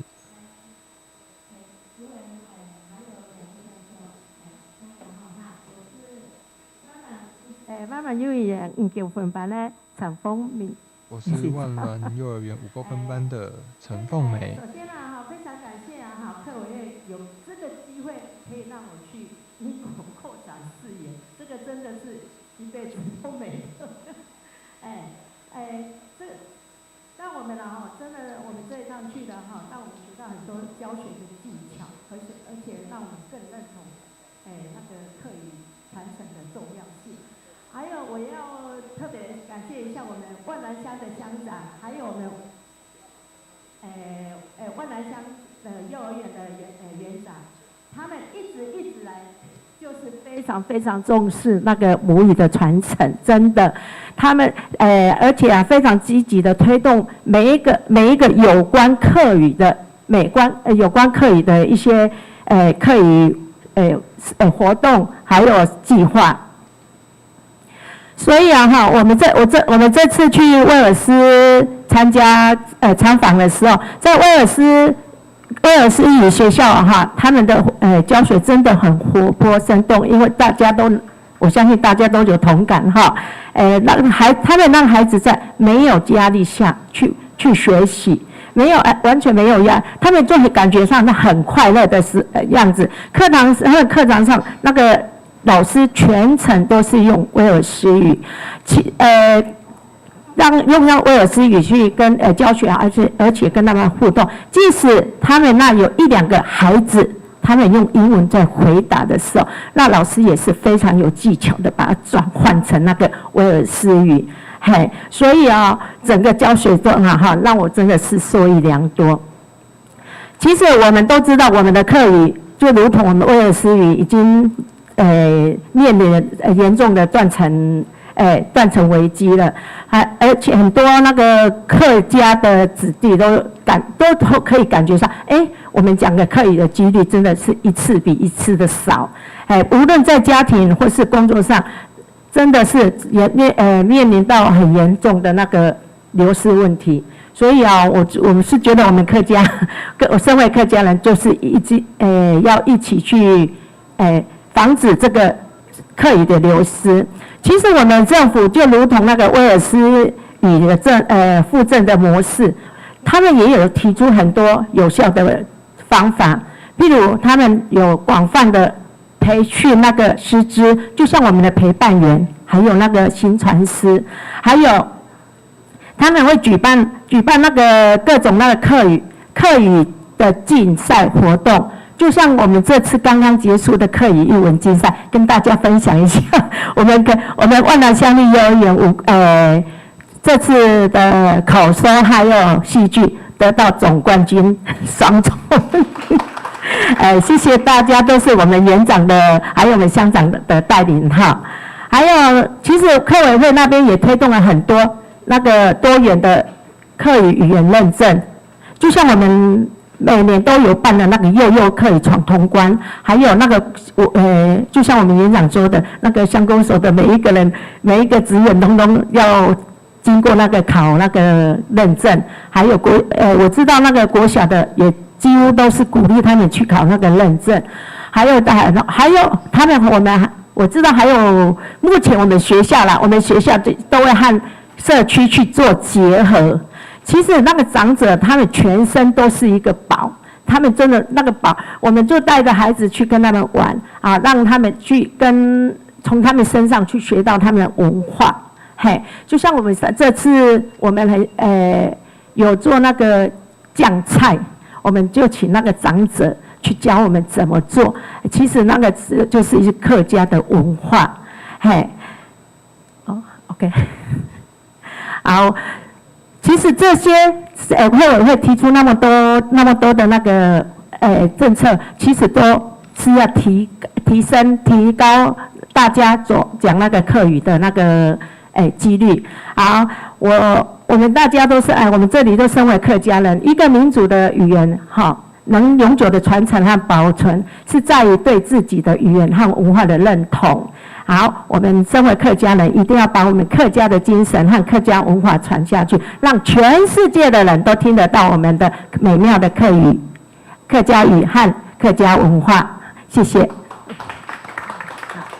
新丰 A 陈凤美线上也谢谢我们陈凤然后美老师的分享。接下来是苗栗县三义乡公所的吴嘉文课员，欢迎分享。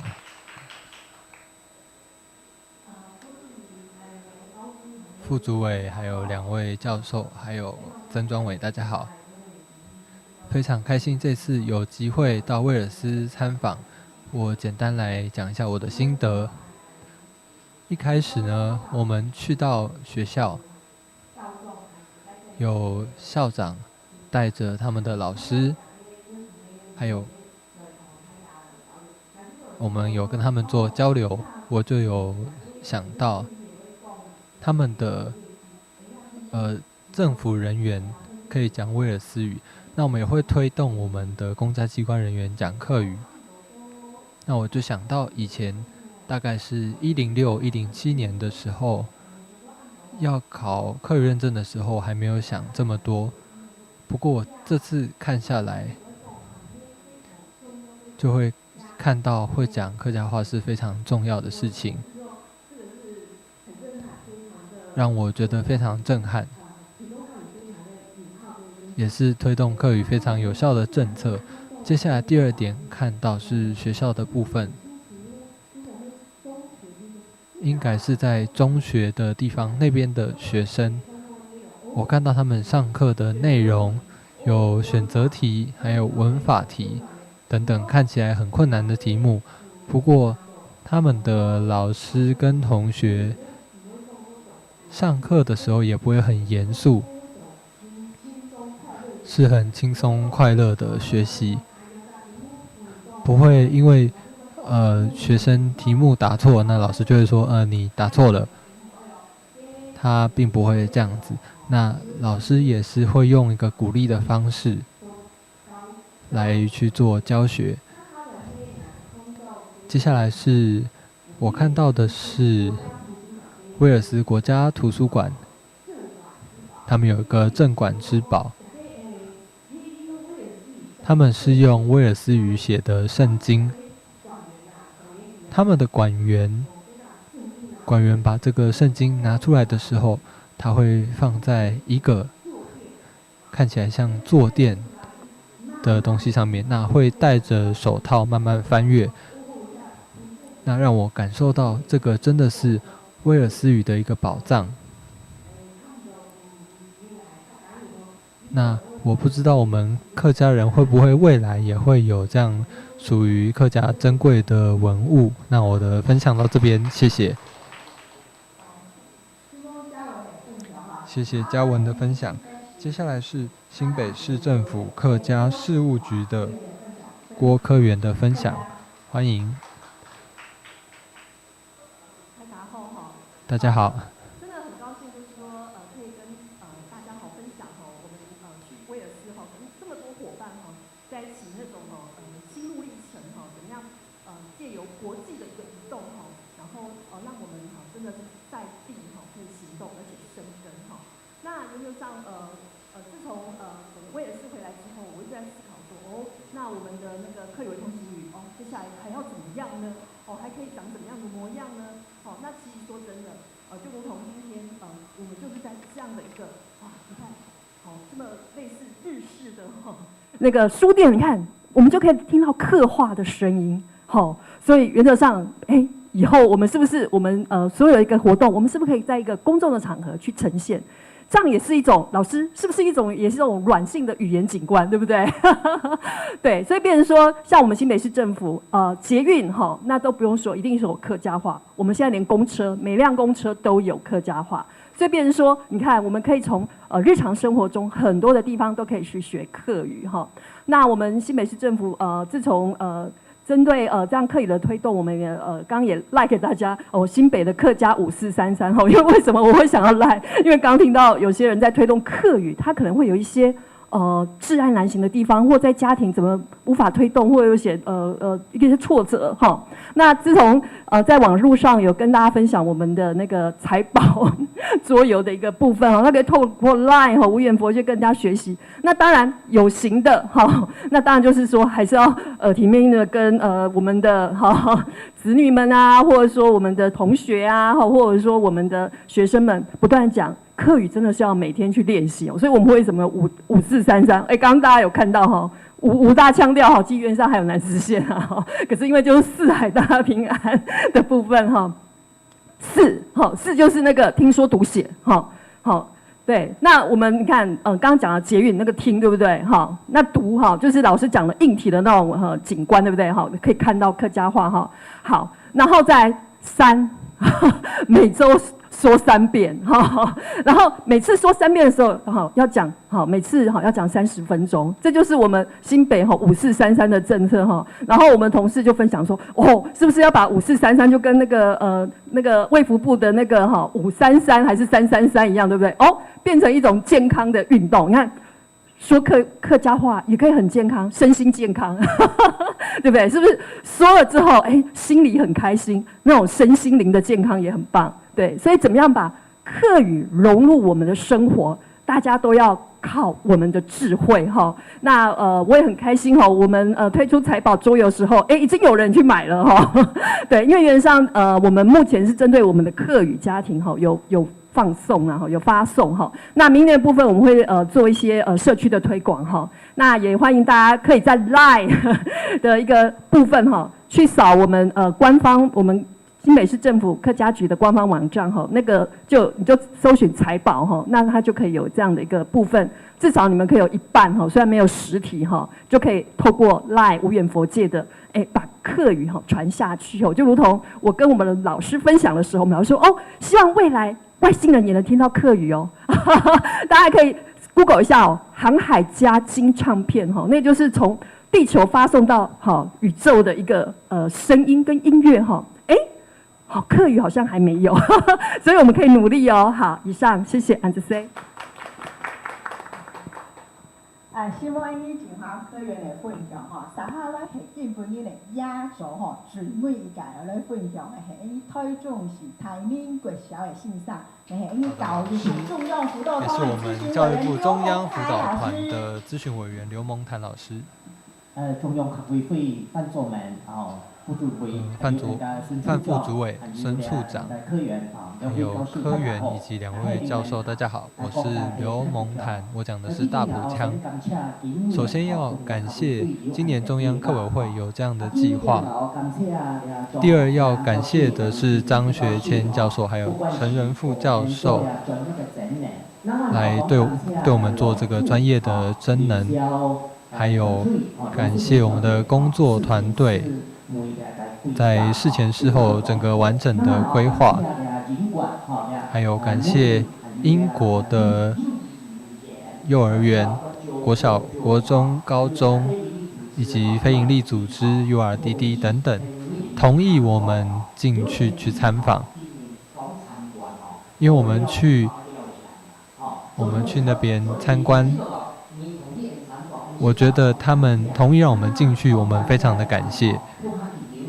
还有感谢一起去英国的20多位的我们算是同学，我们一起来教学，一起来交流。今天我来分享我们这次去英国参访的心得。我想我从4个方面来跟大家分享，对，从产官学民4个方面跟大家分享。我们要推广客语，只靠同温层的对话是没有办法做到的，所以产官学民全部都一起来执行才有办法做到。首先我们讲官的部分，我们知道在威尔斯政府，他将这个威尔斯语当作是当地的第一通行语，变成是他给他一个法定的地位，是不可以动摇的。我们去参观威尔斯图书馆的时候，他拿出那一本镇馆之宝圣经的时候，我们就知道他已经帮这个语言定好了。所以我们也有看到不管在哪里，它定为第一通行语，所以每个地方都有专门讲威尔斯语的人，都有这样的接待人员来接待我们。第二点是学的部分，因为我自己本身在教育界服务，所以这个部分我会讲的比较多一点。像师资的培训，在台湾我们一定要先通过，不管你是讲闽南语还是客家话，最基本要通过中高级的认证才可以。但是在威尔斯不是这样，你有心就可以了。但是我不会讲这个威尔斯语，其实是没关系的，国家会培训你。那培训完之后，国家会帮你介绍工作，所以他们觉得自己学威尔斯语是有出路的。接下来在学习的部分，不管是参观国小、国中还是高中，因为现在整个世界动乱有战争的关系，所以有很多我们说的这个政治移民。同一间教室里面，差不多最少会有五六种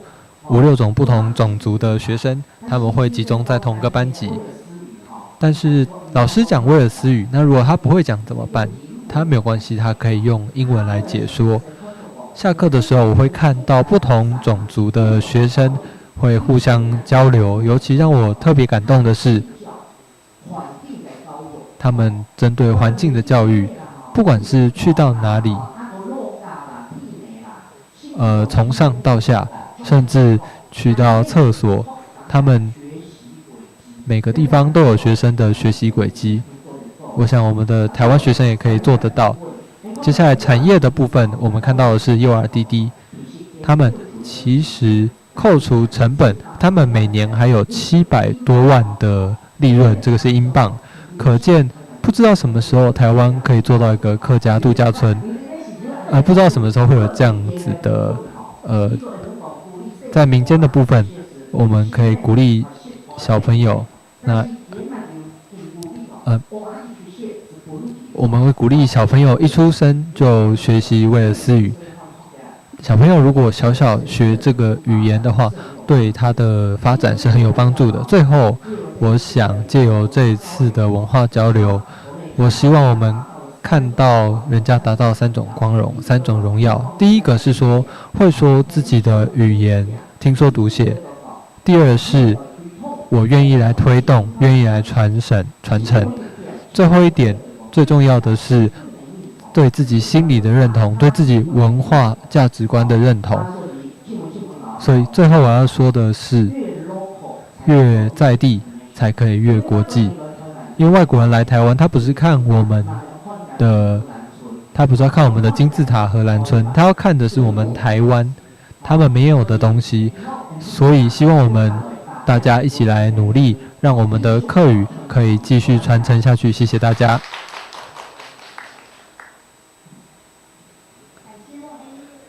谢谢我们刘蒙坦老师精彩的分享。最后是不是邀请我们的陈仁副教授，还有张学谦教授分别来做一下总结？欢迎先欢迎陈教授。今天听到我们同学精彩的分享，实在我觉得我们这次参访最有感受的2件事情，就是在威尔斯，他们的威尔斯语越大越好。他们的小朋友在升学的过程中，幼稚园到高中，他们的程度越来越好，可以上诗歌等等这种困难的课程。从0岁到高中，台湾的话幼稚园做得很好，那小学跟他们差不多，国中、高中的时候我们这边就断掉了。底下0岁到2岁，我们现在课委会开始有在大家一起来把这块补起来。我觉得最前面这一块很容易做，那我们就可以赶快来做。国中、高中这个部分，我有个想法，不知道是不是有可能，就是我们看音乐班，我们有体育班，这些才艺班，这些班级有国小、国中、高中的，我们一下没有办法像小学这样来推动，那是不是有可能像我们苗栗现在幼稚园的部分有这个有中兴等等的学校，他们可以去侨育国小等等，可以去这些重点学校就读。国中又有一个重点学校，到高中的时候，这个重点是我们要把这些学生，我们要帮他们找好出路，让家长有这个动机。比如说，是不是有可能这个高中，我们这个重点的高中客家班的同学，以后可以跟中央大学争取5个特殊选才的名额，联合大学5个名额，屏东大学10个名额，让大家可以让知道小朋友来读书以后，这些大学的科系他们可以选择。比如说来到我们屏东大学，你毕业的时候，你的客语中高级认证，如果有通过的话，我们客委会可以给他们一些机会，因为我们现在沉浸式幼儿园普遍缺师资。刚才很多人都提到师资，年轻人缺少年轻人的问题。我们要办活动的时候，很难得有一个20几岁的年轻女生客家话讲得这么好。我最关心的就是年轻人要怎么让这些年轻人愿意学。其实就一句话，就是工作。如果有工作的话，我就有这样的动机。所以，是不是有可能，我们是不是可以先做到这一步？中学的部分，国中、高中，我们有一个重点的客语学校，屏东、苗栗、桃园这些地方先开始做。现在在大学端也不是这么困难，因为各大学都缺学生，所以我们是不是跟几个大学来讨论？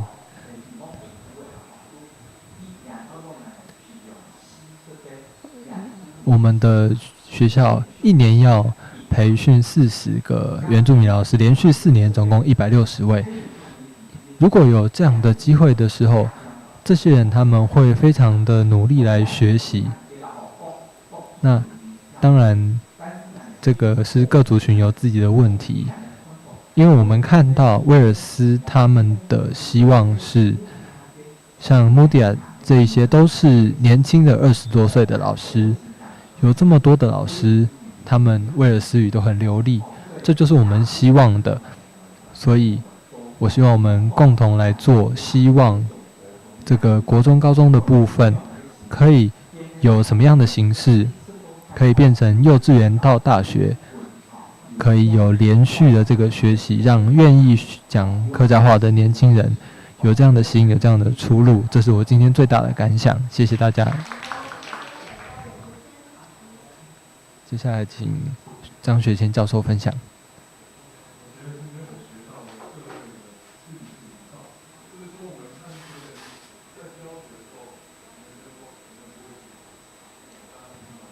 那我们做得很好，那我相信各位的专业是一定够的哈。那我们的真人的部分也在看别人的热情，实际上我们看的他的教学法，他讲什么我们可能听不懂，但是我们看对方的回应，我们感受到他的热情。那很多东西哈，真的是你的热情最重要，还有你的意识也很重要。哦，我也感受到各位认同客家，要把这个哈给传下去，那种决心我感受到，而且我们看到别人也是这样做，而且他是结合由上而下跟由下而上，这样公部门跟私部门都有在动作的。那我是做语言政策的，我们做政策的很简单，就解决语言上的问题。那这种问题的解决，我想各位都会在自己的岗位上，我们会控制我们自己能够控制的地方。所以我做家庭语言政策说，我是家长啊，我就是管我家里面的语言实用、语言选用。那各位是老师，你控制什么地方？学校。那园长更厉害，他控制整个学校的。但是你在一个班里面，你能控制的就你那个班。你讲客家话，学生就听到了。哦，那你给他规划到社区里面去，进行参访。像刚刚小木偶的园长他提到了说，他看到一个问题，长辈不跟小孩子讲，那他想办法去玩那个过三关的游戏，然后让他们能够参与。所以我们就是在解决一个世界上都面临的一个问题。这个世纪末最严重的90% 的世界人死亡，比较乐观的是50% 会死亡。所以大家都在努力来挽救这个语言的流失。那台湾客家算是很特别，因为公部门在强力的这种介入，然后也做了相关的法律。那在推动的时候，我觉得地方同行也是一个好的政策啦。就是说，我们除了语言之外，事实上你还要再规划一个社会它的农业的发展。就我们最近在推动，我们说它是一个知识基金，它是一个生活关键的知识的时候，我们怎样把它融入到我们的文化里面、娱乐里面、宗教的活动、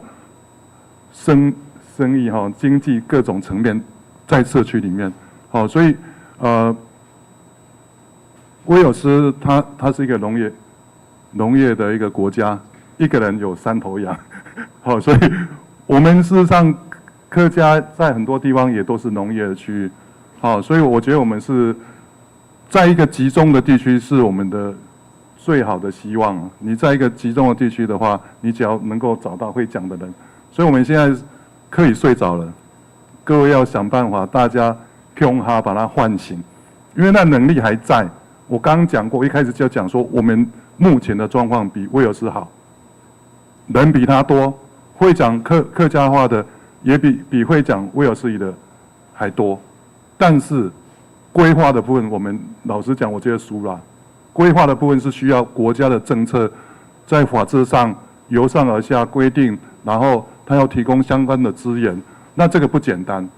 这个不简单。但是我最近都听那个讲课电台那个安烈轩我听他们讲说，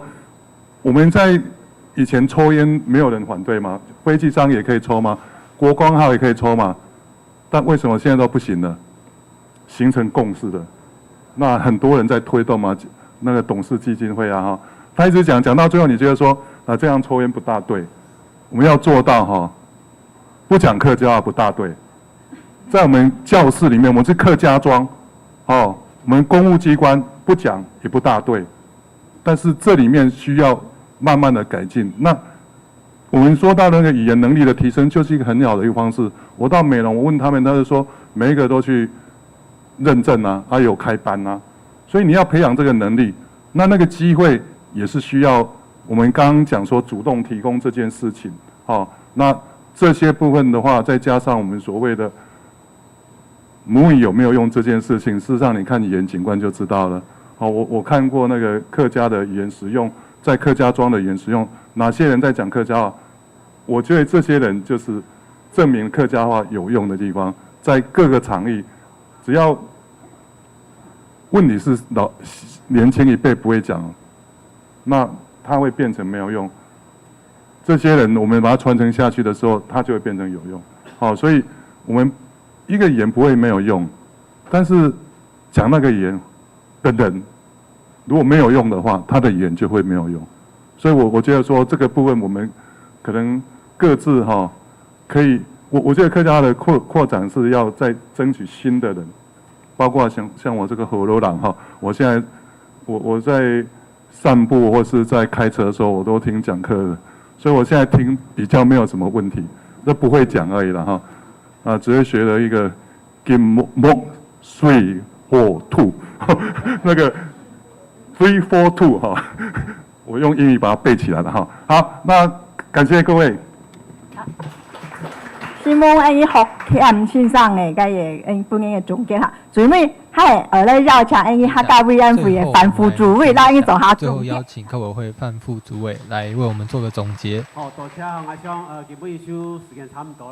谢谢各位，今天时间差不多，要感谢2位教授，还有所有的参与交流的老师，给我们这么多的分享。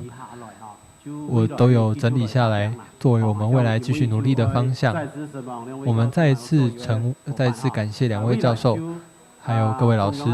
未来中央的客委会，还有地方的客家的行政机关，就是大家的后盾。我们会继续来努力。再次谢谢大家，谢谢。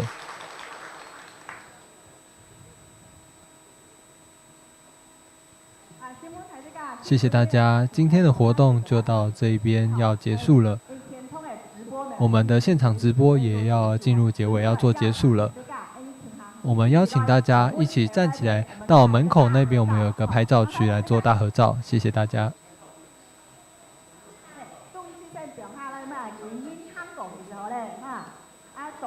大拿白，做得唱下那个。